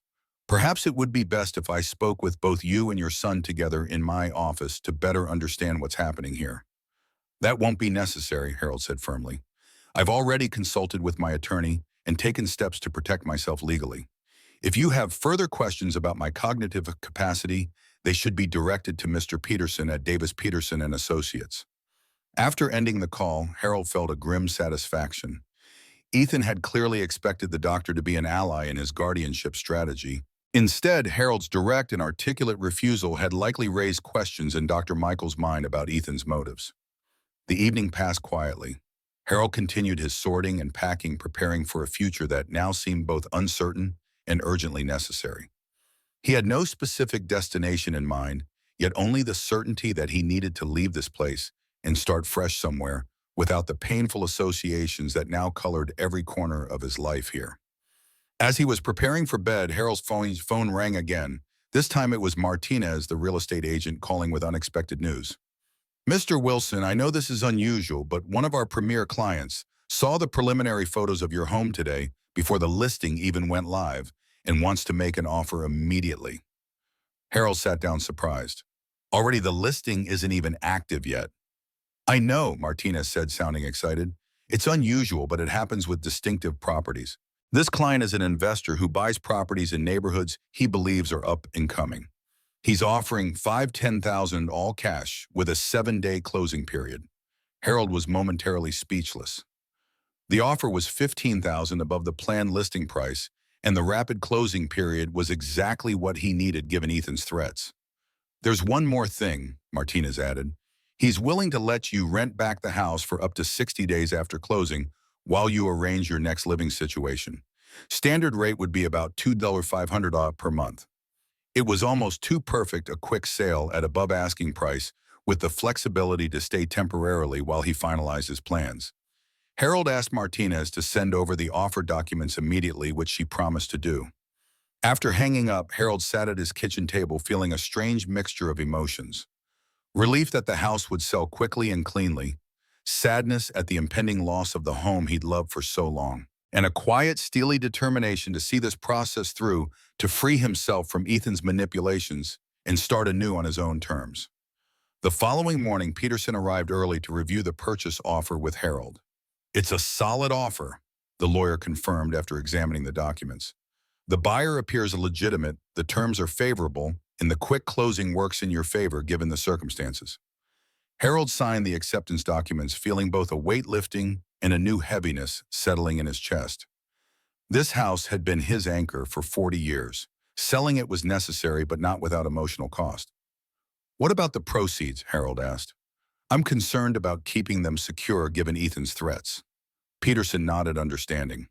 I've arranged for the funds to be transferred directly to a new account at Boston Trust Bank, one that Ethan has no knowledge of or access to. Once the sale closes, we can discuss longer-term strategies for protecting your assets. As Peterson was leaving, he paused at the door. Harold, have you thought about where you'll go after the sale? Ethan knows this address, and if he's serious about pursuing guardianship, he'll need to locate you to serve papers. Harold nodded. I'm working on it. I have some ideas. In truth, he had been thinking about it constantly. He needed somewhere far enough away that Ethan couldn't easily find him, but comfortable enough for him to start a new chapter. Somewhere without painful associations, where he could be anonymous and peaceful. After Peterson left, Harold sat at his computer researching options. He had always been drawn to the coast, to the rhythm of the tides and the expansive horizon. Margaret had loved the ocean too. They had always talked about retiring to a small coastal town, maybe in New England or down in the Carolinas. Perhaps it was time to fulfill that old dream, even if he would be doing it alone. Harold was deep in his research when his phone rang. It was Martinez again, sounding apologetic. Mr. Wilson, I'm calling because there's been a situation. Ethan Wilson just showed up at our office demanding to know if you've listed your house for sale. He was quite agitated. Harold's stomach tightened. What did you tell him? Nothing specific, Martinez assured him. Client confidentiality is something we take very seriously, but he was insistent. He claimed to have power of attorney for you and demanded to see any contracts you might have signed. He doesn't have power of attorney, Harold said firmly. I revoked it yesterday. That's what I suspected, Martinez said. That's why I refused to provide any information. But he threatened to return with documentation and legal representation. I wanted to warn you. Harold thanked her for the call and her discretion. After hanging up, he sat motionless for several minutes considering the implications. Ethan was moving faster and more aggressively than anticipated. The guardianship threat wasn't idle talk. He was actively trying to gain control of Harold's affairs. This realization spurred Harold to action. He needed to accelerate his own plans. The house sale was proceeding, but he needed to secure his personal items and important documents immediately in case Ethan attempted something more direct. Harold spent the afternoon gathering essential papers, photographs, and irreplaceable mementos. He packed them carefully into 2 large suitcases, which he then loaded into his truck. He wasn't leaving yet, but he wanted to be ready to go at a moment's notice if necessary.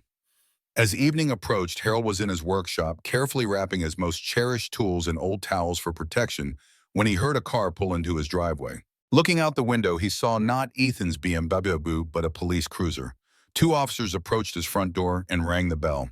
Harold met them there, a sense of foreboding settling over him. Mr. Harold Wilson, one of the officers asked. Yes, that's me. Sir, we're here on a welfare check.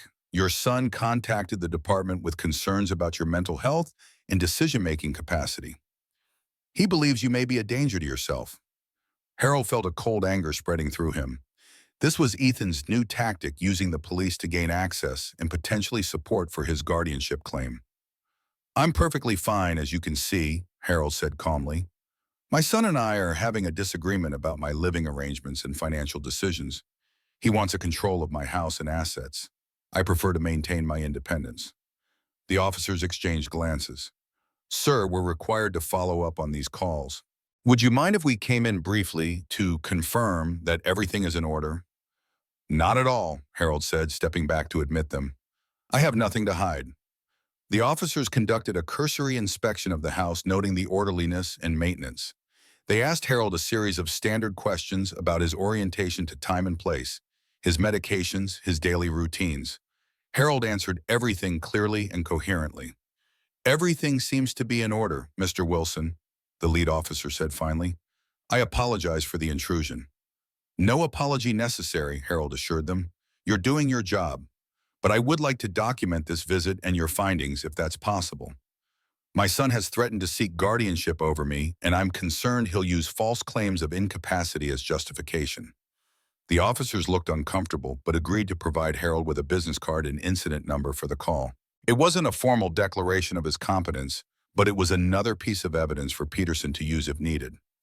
After the police left, Harold called Peterson to update him on this latest development. The lawyer was concerned but not surprised. It's a common tactic, Peterson explained, using welfare checks to create a paper trail suggesting instability or risk. But it sounds like you handled it well. The officer's report should actually help our case, not hurt it. What's next? Harold asked. What else should I be prepared for? Peterson sighed heavily. If he's escalating to involving the police, he's likely to move forward with the guardianship petition soon. Have you thought more about where you'll go after the sale? Yes, Harold said. I've been researching coastal towns in the North Carolina, quiet places where I might start fresh. Good. Peterson approved. Once the sale closes and funds are secured, I'd recommend moving quickly. Change your phone number, use a P.O. box for mail, and be selective about who knows your new address. It's not about hiding permanently, it's about giving yourself breathing room until the legal issues are resolved. After hanging up, Harold returned to his packing with renewed urgency. The confrontation was escalating faster than he'd anticipated, with Ethan using increasingly aggressive tactics. The house sale couldn't close quickly enough. That night, as Harold lay in bed, he found his thoughts drifting to Margaret. What would she think of what was happening, of what their son had become, of the drastic steps Harold was now taking? I tried, Maggie, he whispered to the darkness. I tried to be patient, to make excuses for him, to preserve the relationship, but I can't let him take my dignity along with everything else. The silence held no answers, but Harold felt a sense of peace nonetheless. He was doing what was necessary to protect himself, not out of anger or a desire for revenge, but out of self-respect and the simple human right to determine his own path. The following day brought another development. The buyer of Harold's house had completed their inspection ahead of schedule and was satisfied with the condition of the property. The closing date was confirmed for exactly 1 week later. Martinez called with the news, sounding relieved. Everything's proceeding smoothly, Mr. Wilson. The buyer is highly motivated and has all financing in place. Barring any unforeseen complications, you'll have the funds in your account next Thursday. Harold thanked her for the update, feeling a mixture of relief and sadness. 1 week from now, he would no longer own the house he'd lived in for most of his adult life.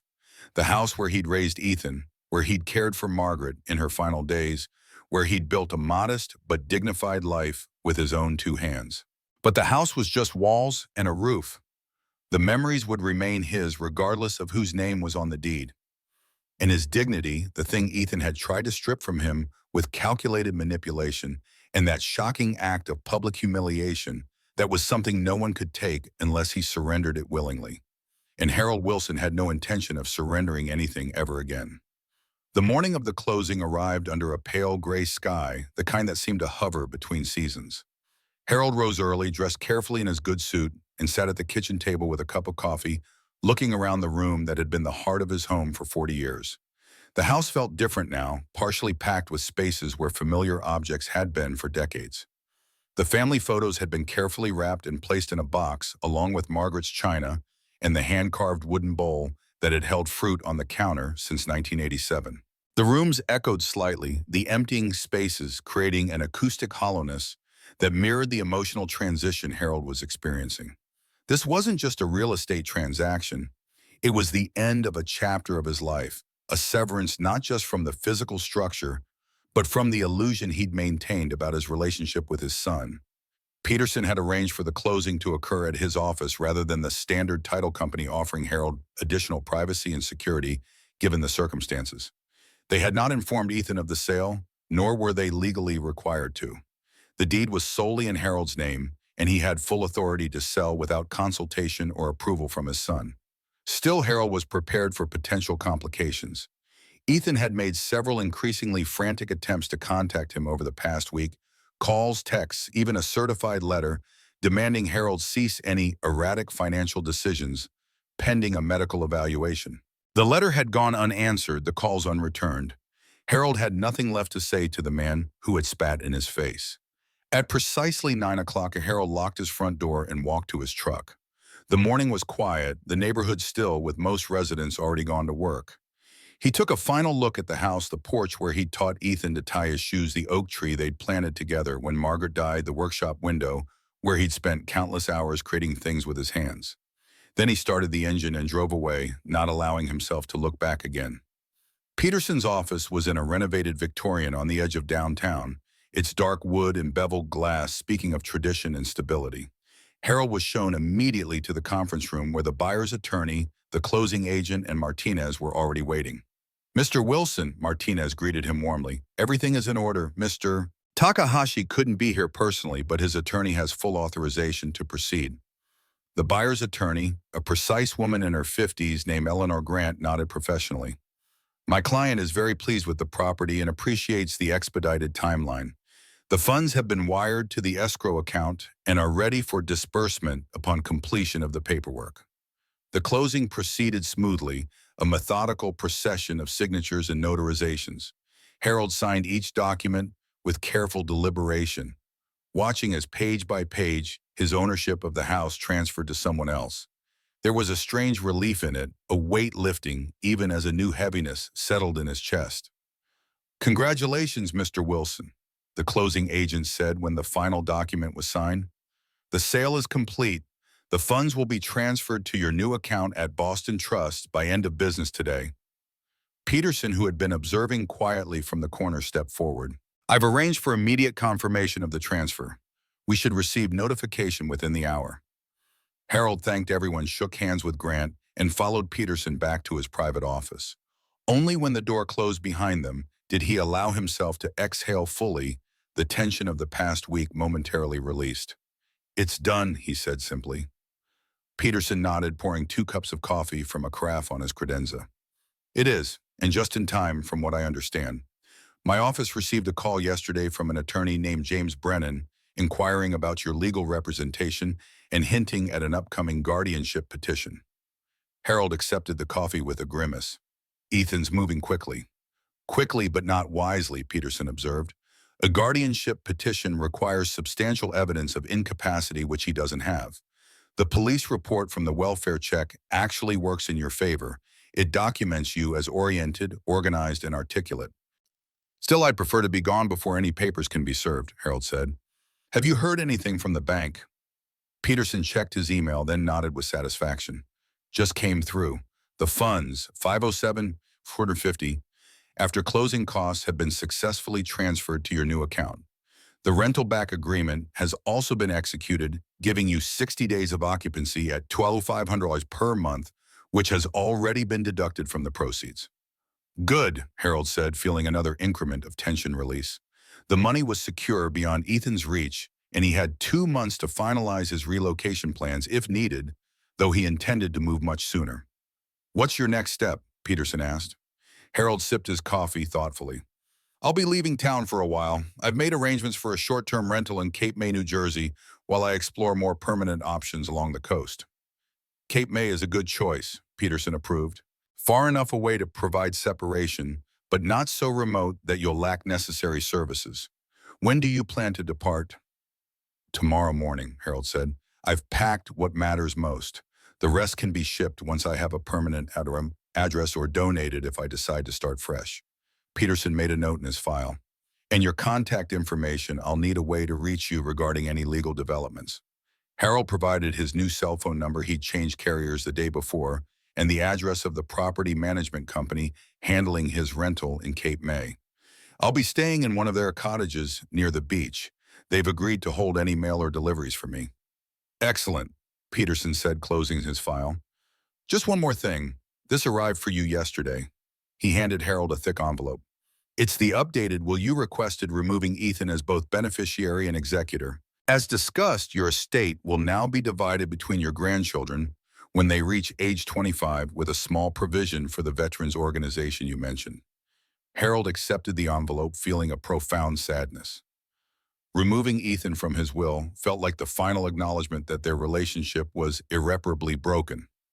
Not because Harold was vindictive, but because trust had been so fundamentally violated that it couldn't be restored. "I'll review and sign it before I leave town," he promised, tucking the envelope into his jacket pocket.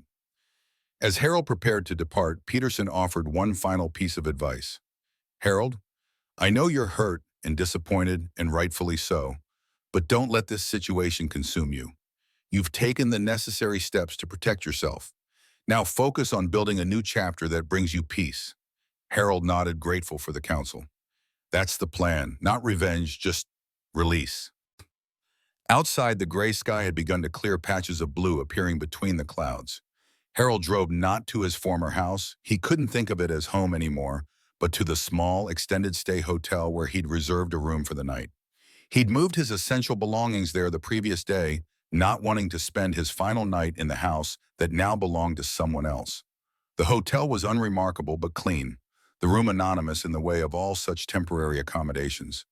Harold hung his suit carefully in the closet and changed into more comfortable clothes. He had one more task to complete before he could truly begin his journey forward.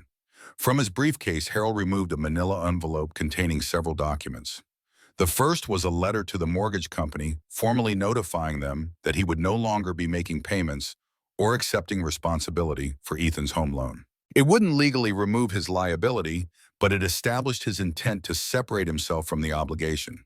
The second was a letter to Ethan's employer retracting the statements Ethan had made to colleagues about receiving scholarships for Harvard. It was direct but not vindictive, simply stating that Harold had liquidated his retirement account to pay for Ethan's education, contrary to Ethan's public claims. Harold had debated sending this letter concerned it might appear petty or vengeful. But ultimately, he decided that truth mattered.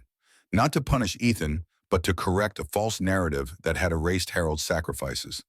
The third document was the most difficult, a brief letter to Michael and Sarah, his grandchildren. Harold had agonized over what to say, how to explain his disappearance from their lives, without burdening them with adult conflicts they couldn't be expected to understand. In the end, he kept it simple. Dear Michael and Sarah, by the time you read this, I will have moved away. This isn't because I don't love you, I do very much. It's because sometimes adults need to make difficult choices to maintain their dignity and independence. I want you to know that I will always be your grandfather, even from a distance. I've arranged for you each to receive a gift on your birthdays and at Christmas. As you grow older, you may have questions about my absence. When that time comes, I hope we can reconnect and I can explain more fully. Remember that woodworking I taught you last summer, Michael and Sarah, the birdhouse we painted together? Those skills and memories are part of you now, just as you will always be part of my heart. With love, Grandpa Harold. He sealed each letter in its envelope, addressing them carefully. The first two would be mailed tomorrow from Cape May, adding distance and time before they reached their recipients. The letter to his grandchildren he would entrust to Peterson, with instructions to deliver it only if Ethan and Diana made false statements about his departure or mental state. With these final communications prepared, Harold felt a sense of completion. He hadn't lashed out in anger or sought to inflict pain in return for what he'd experienced. He'd simply taken the necessary steps to protect himself and establish truth where falsehoods had taken root. His phone buzzed with a text from an unfamiliar number. Opening it cautiously, he found a message from Diana. Harold, this has gone far enough. Ethan is consulting with the attorneys about emergency guardianship. Don't make this harder than it needs to be. Call us immediately so we can resolve this situation. Harold deleted the message without responding. There was nothing left to discuss, no resolution to be found in further conversation. Ethan and Diana had shown their true priorities with unmistakable clarity. Now Harold was showing his dignity over subordination, truth over manipulation, peace over conflict. He spent the evening methodically checking his preparations for tomorrow's departure. The maps were marked with his route to Cape May, avoiding major highways where possible to reduce the likelihood of Ethan attempting to intercept him. His important documents were organized in a leather portfolio: birth certificate, social security card, medical records, banking information. The new will from Peterson was reviewed, signed, and would be returned to the lawyer's office via courier in the morning. As Harold completed these practical tasks, he felt a strange calm settling over him. Not happiness. The pain of Ethan's betrayal was still too raw for that, but a kind of acceptance. The situation was what it was. He couldn't change his son's choices or character. He could only decide how he himself would respond, what kind of life he would build from the pieces left to him. Before retiring, Harold checked the weather for tomorrow's drive: clear and mild, perfect traveling conditions. Cape May was approximately 7 hours away, a distance that offered safety without isolation. He'd start early before dawn to maximize the distance he could put between himself and the life he was leaving behind. Sleep came easier than Harold had expected. Deep and dreamless, his body surrendering to exhaustion after weeks of tension and difficult decisions. When his alarm sounded at 4:30 a.m., he rose immediately, his mind clear and focused on the day ahead. The hotel was quiet at that early hour. The hallways empty, the lobby staffed by a single half-awake attendant who barely looked up as Harold checked out. Outside, the air was cool and fresh, the streets empty. Harold loaded his few bags into the truck and began the drive east toward the coast, toward a future he hadn't planned but now embraced with quiet determination. As the miles accumulated behind him, Harold felt the weight of the past few weeks gradually lightening. The road ahead was literal and metaphorical, stretching toward horizons both geographic and personal.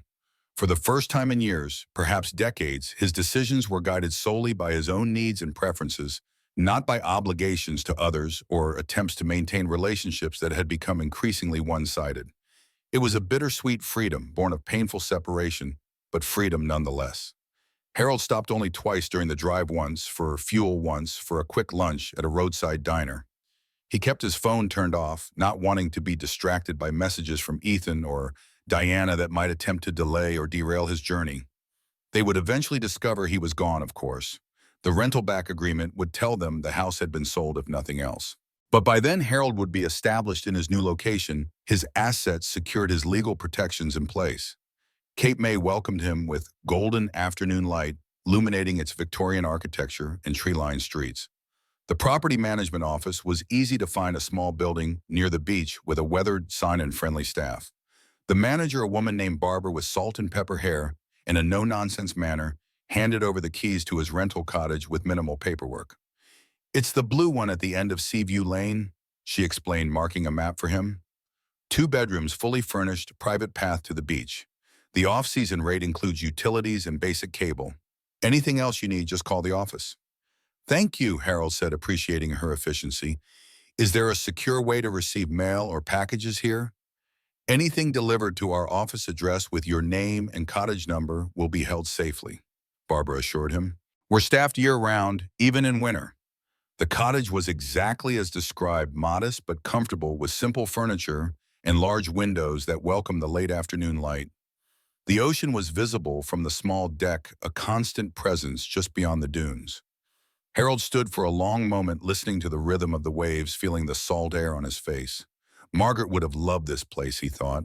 They had always talked about retiring near the ocean. He unpacked methodically, arranging his few possessions in the unfamiliar space. Clothes in the bedroom dresser, important documents in the desk drawer. Margaret's photo on the bedside table where he could see her face first thing each morning. When everything was in its place, Harold walked down the private path to the beach. It was nearly deserted at this hour in season, just a few locals walking dogs or collecting shells along the water's edge. He removed his shoes and let his feet sink into the cool sand, the tactile sensation grounding him in the present moment. The vastness of the ocean stretched before him, endless and unchanging, yet constantly in motion. It struck Harold as an apt metaphor for this phase of his life, a fundamental stability beneath the surface turmoil, a permanence that transcended temporary disruptions. He walked until the sun began to set, casting long shadows across the beach and painting the water with streaks of gold and crimson.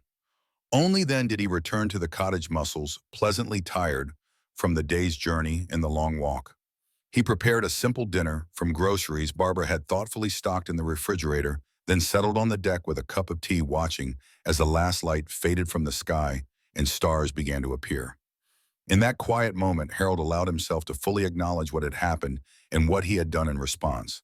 He had left behind the house where he'd lived most of his adult life. He had severed financial and legal ties with his only son.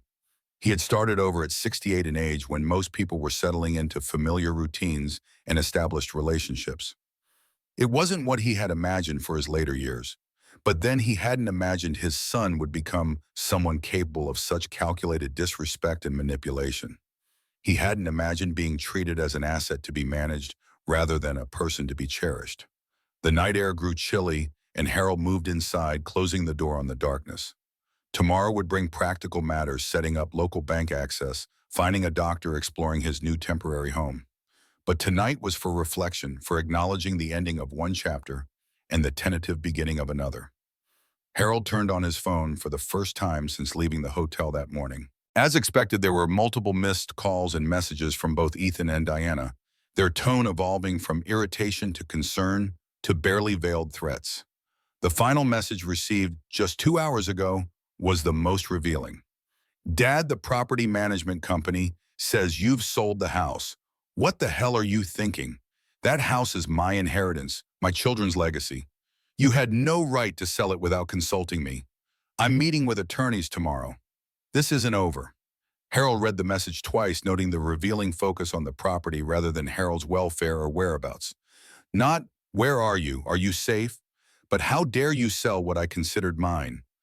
It confirmed yet again that he had made the right decision, painful though it was. He deleted all the messages without responding, then sent a brief email to Peterson updating him on his safe arrival in Cape May. There was nothing more to be said to Ethan. No explanation or justification that would bridge the fundamental disconnect in their values and perspectives. The following week established a new routine for Harold. Mornings began with coffee on the deck, watching the sunrise over the Atlantic.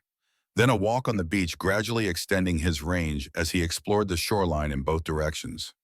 Afternoons were for practical matters. He opened an account at the local bank branch, registered with a medical practice recommended by Barbara, and found a small workshop space he could rent by the month to continue his woodworking.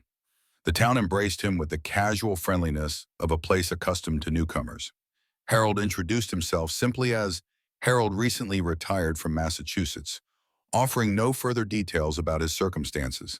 People respected his privacy while welcoming him to community events and local gatherings. At the workshop, Harold began a new project, a chess set similar to the one he'd made for Michael, but with pieces inspired by the sea. It was therapeutic, this transformation of raw wood into something ordered and beautiful. The familiar movements of his hands with tools provided continuity amidst so much change. Peterson called on the 10th day, his tone carefully neutral. Ethan has officially filed for guardianship, he reported. As expected, he's claiming cognitive decline and financial vulnerability. However, his petition is fundamentally flawed. He doesn't know your current address, so he can't properly serve you with papers. And we've already filed our counter documentation, including the police welfare check report and statements from your doctor and banker, attesting to your competence. What happens next? Harold asked, unsurprised, but still saddened by this confirmation of Ethan's intentions. The court has scheduled a preliminary hearing in 3 weeks, Peterson explained. I'll represent you, so you don't need to appear personally. Given the documentation we've provided, I expect the petition to be dismissed at this stage. Ethan's attorney should have advised him against filing without stronger evidence. And if it's not dismissed, then we proceed to a full hearing where we present our substantial evidence of your competence and independence. But Harold, I don't anticipate that being necessary. This petition appears motivated by anger rather than legitimate concern, and the courts are increasingly sensitive to potential financial exploitation of elders by family members. After the call, Harold sat on the deck processing this latest development. Ethan's action wasn't surprising, but it still hurt to have confirmation that his son would go to such lengths to control him. Not out of love or concern, but out of entitlement and anger at losing access to assets he had come to view as rightfully his. That evening, walking along the shore as the tide came in, Harold found himself thinking not of Ethan, but of Michael and Sarah. His grandchildren were innocent in this conflict, yet they would inevitably be affected by his absence. They would hear Ethan and Diana's version of events, perhaps come to view their grandfather as the villain in the story. This realization led Harold to a decision. When he returned to the cottage, he sat at the small desk and wrote 2 letters, one to Michael, one to Sarah. In each, he enclosed a check for $5,000 to be held in trust for their education, along with a simple note. This gift comes with no strings attached, only love. When you're older, if you ever want to know my side of the story, I will be here. He included Peterson's contact information, then sealed and addressed the envelopes. Peterson had agreed to act as an intermediary, ensuring the gifts reached the children without giving Ethan their grandfather's location.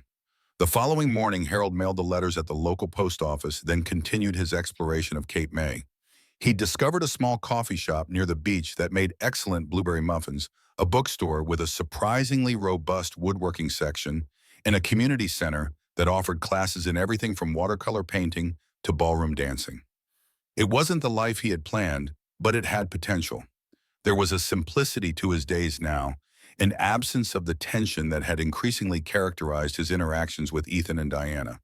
Here he was, just Harold, not a financial resource to be managed, not an inconvenience to be handled, just a man building a quiet life on his own terms. 3 weeks passed each day, bringing small discoveries and incremental healing. Harold's workshop project progressed, the chess pieces taking form beneath his careful hands. He joined a weekly gathering of retirees at the community center where conversations ranged from local politics to fishing tips to recommendations for the best chowder in town. No one asked probing questions about his past, accepting him as he presented himself a newcomer looking for community and purpose in his retirement years. Peterson called on the day of the preliminary hearing, his voice conveying satisfaction before he even delivered the news. "The petition has been dismissed," he reported. The judge was quite direct in her assessment, stating that the documentation presented failed to establish any legitimate concerns about your capacity. She also noted the troubling timing of the petition coming immediately after you exercised your legal right to sell property that was solely in your name. "How did Ethan react?" Harold asked. Not sure why he still cared. Peterson paused before answering. "Not well. He became quite agitated in court, which only reinforced the judge's impression that the petition was motivated by financial interests rather than genuine concern. His attorney had to physically restrain him at one point." Harold closed his eyes, imagining the scene, Ethan accustomed to control and deference confronted with a system that saw through his manipulations and denied him what he wanted. "Will he appeal?" "He can try," Peterson said, "but it would be ill-advised. His attorney should counsel against it." The judge's dismissal was quite thorough in addressing the lack of evidence for incapacity. Any appeal would likely fail and potentially result in sanctions for frivolous litigation. After thanking Peterson for his representation, Harold walked to the beach, needing the open space and rhythmic waves to process this latest development. The legal threat had been hanging over him since he'd arrived in Cape May, a shadow on his attempt to build something new. Its dismissal should have brought relief, but what Harold felt was closer to grief, a final confirmation that his relationship with his son was beyond repair. As he walked along the shore, Harold realized he had been harboring a small, irrational hope that once the immediate anger passed, Ethan might reflect on his actions and recognize the harm he had caused. That he might reach out not to demand or threaten, but to understand and perhaps eventually reconcile. The guardianship petition and Ethan's reaction to its dismissal extinguished that hope. This wasn't a temporary breach that time might heal. It was a fundamental revelation of character and values that couldn't be undone or overlooked. The sun was setting as Harold made his way back to the cottage, casting long shadows across the sand. Inside, he made a simple dinner, then sat at the desk with a notepad making lists and calculations. His 2-month rental would be ending soon. It was time to decide return to Massachusetts and the conflict waiting there, or make a more permanent move to this coastal community that had begun to feel like a potential home. The financial aspects were straightforward. The proceeds from the house sale, combined with his pension and modest investments, provided sufficient resources for him to live comfortably in Cape May or similar communities. Housing costs would be his largest expense, but even there he had options: continuing to rent, purchasing a small condo, perhaps even buying another modest house if he chose to put down more permanent roots. The emotional calculus was more complex. Staying meant accepting the distance from his grandchildren, potentially for years or forever. It meant building a new support network from scratch at an age when many people were relying on long-established relationships. It meant, in some sense, conceding that Ethan had driven him away from his home and community. Yet returning seemed equally problematic. The legal threat might be temporarily neutralized, but the underlying conflict remained. Ethan had demonstrated his willingness to use any means necessary to control Harold's decisions and access his assets. Proximity would only make further confrontations more likely. Harold closed his notebook without making a final decision. There was no rush. The rental could be extended month to month if needed. Cape May in autumn was beautiful, the summer crowds gone, the beaches peaceful. He could take time to ensure his next decision was made from clarity rather than reaction. The following day brought another development, a letter forwarded through Peterson's office. The envelope bore no return address, but the handwriting was unmistakably Diana's. Harold opened it with a mixture of curiosity and caution. Inside was a single page, the message brief and pointed: Harold, your disappearing act has created significant problems for this family. The guardianship petition was humiliating for Ethan professionally and personally. His colleagues now question his judgment, and several important clients have distanced themselves. More importantly, your absence is affecting Michael and Sarah. They don't understand why their grandfather suddenly vanished. We've told them you needed special care that we couldn't provide, but this explanation won't suffice indefinitely. If you care about your grandchildren at all, you'll contact us and work toward a reasonable solution. Ethan is willing to forget the house sale if you agree to regular medical evaluations and financial oversight, reasonable requests that you inexplicably rejected. This situation reflects poorly on all of us. It's time to act like the responsible adult you claim to be. Diana Harold read the letter twice, noting what it revealed about Diana's priorities. Not concern for his welfare or recognition of the events that had precipitated his departure, but concern for appearances, professional consequences, and the inconvenience his absence had caused. Even the mention of the grandchildren felt manipulative, a lever being pulled rather than a genuine worry about their emotional well-being. And the solution offered was telling Ethan would forgive Harold for exercising his legal right to sell his own property if Harold would submit to the very control he had left to escape. It wasn't an olive branch, it was another attempt at manipulation cloaked in concern for the grandchildren. Harold placed the letter in his desk drawer without responding. Diana's message only confirmed that nothing fundamental had changed. The same dynamics that had driven him away remained in place, perhaps even intensified by Ethan's legal defeat and its consequences. As for Michael and Sarah, the story Diana and Ethan had told them was both cruel and calculated, presenting Harold's absence as the result of incapacity rather than a response to mistreatment. It painted him as someone to be pitied rather than respected, reinforcing the narrative that had been building for years. But Harold couldn't control the stories they told or the perspective they offered the children. He could only remain consistent in his own actions and communications, maintaining the door for future contact when Michael and Sarah were old enough to form their own judgments. The weeks turned to months, autumn giving way to winter along the Jersey shore. Harold extended his rental through the winter, finding unexpected beauty in the deserted beaches and dramatic storms that rolled in from the Atlantic. He joined a woodworking club that met weekly at the community center, sharing techniques and projects with others who understood the satisfaction of creating with one's hands. Peterson called periodically with updates. Ethan had not appealed the dismissal of the guardianship petition, likely on the advice of his attorney. He had, however, attempted to gain access to Harold's new bank accounts, claiming he still held power of attorney. The attempt was unsuccessful as the revocation had been properly filed and distributed to all relevant financial institutions. "He seems to be running out of legal avenues," Peterson observed during one call, "which is for the best. These unsuccessful attempts are creating a documented pattern that could potentially support a harassment claim if things escalate further." Harold doubted it would come to that. Ethan was many things, but he wasn't stupid. He would eventually recognize the futility of legal maneuvers and focus on damage control in his professional and social circles. As Christmas approached, Harold faced the emotional weight of his first major holiday alone since Margaret's death.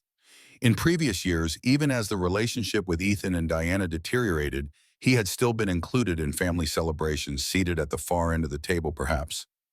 But present, this year would be different. There would be no pretense of family unity, no carefully wrapped gifts for the grandchildren, no strained conversation over turkey and stuffing. Just Harold alone in his cottage by the sea. Rather than dwelling on what was lost, Harold decided to focus on creating something meaningful from his current circumstances. He joined a community service group organizing Christmas dinners for isolated seniors, finding purpose in helping others who, like himself, were separated from family during the holidays. He also worked diligently to complete special gifts for Michael and Sarah, a detailed model sailboat for his grandson, a jewelry box with intricate inlay work for his granddaughter. These he sent through Peterson, along with cards expressing his continuing love and the hope that someday, when they were older, they might reconnect. The Christmas Day community dinner was a surprisingly joyful event, bringing together a diverse group of people who, for various reasons, found themselves alone during the holidays. Harold helped serve food, engaged in conversations with people whose stories often echoed aspects of his own, and even played a few carols on the upright piano in the corner, a skill he hadn't practiced in years. When he returned to the cottage that evening, he found an unexpected package had been delivered to the property management office. It was small, wrapped in simple brown paper with no return address. Inside was a handmade card featuring a somewhat clumsy drawing of a chess piece and the message, "Merry Christmas, Grandpa," in childish handwriting. Michael's Harold thought, recognizing the style from birthday cards in previous years. Accompanying the card was a small, smooth stone, painted to resemble the knight chess piece Harold had carved for Michael's set. It was clearly the work of a child, the paint slightly smudged, the proportions imperfect. But to Harold, it was more valuable than any commercially produced gift could have been. How had Michael managed to send this? Had Diana helped showing an unexpected moment of empathy?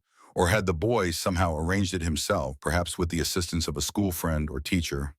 Harold would probably never know. But the gift itself was enough tangible evidence that he had not been forgotten, that the bonds of family persisted despite the conflict with Ethan. Harold placed the painted stone carefully on his bedside table next to Margaret's photo. Then, for the first time since leaving his home in Massachusetts, he allowed himself to weep not from anger or hurt, but from the bittersweet recognition that love could endure even across the barriers of distance, conflict, and miscommunication. The winter passed, slowly marked by storms that battered the coast and quiet days when Harold walked the empty beaches collecting shells and watching seabirds navigate the wind. He began to feel less like a visitor and more like a resident of Cape May, recognized at the coffee shop, greeted by name at the hardware store, included in the small, daily interactions that formed the fabric of community. As spring approached, Harold faced the decision he had been postponing, whether to make Cape May his permanent home or to continue searching for the right place to settle. The cottage rental had served its purpose as a temporary refuge, but it wasn't a long-term solution. After careful consideration, Harold decided to remain in Cape May, but in a more permanent setting. With the help of a local realtor, he found a small bungalow 3 blocks from the beach, modest but well-maintained, with a detached garage that could be converted into a proper workshop. The price was reasonable, especially compared to Massachusetts real estate, and would leave him with substantial savings even after the purchase and renovations. Peterson handled the legal aspects of the transaction remotely, ensuring that the property was purchased through a trust to provide an additional layer of privacy. By April, Harold had moved into his new home, unpacking the few possessions he had brought from Massachusetts and gradually acquiring what was needed to make the space functional and comfortable.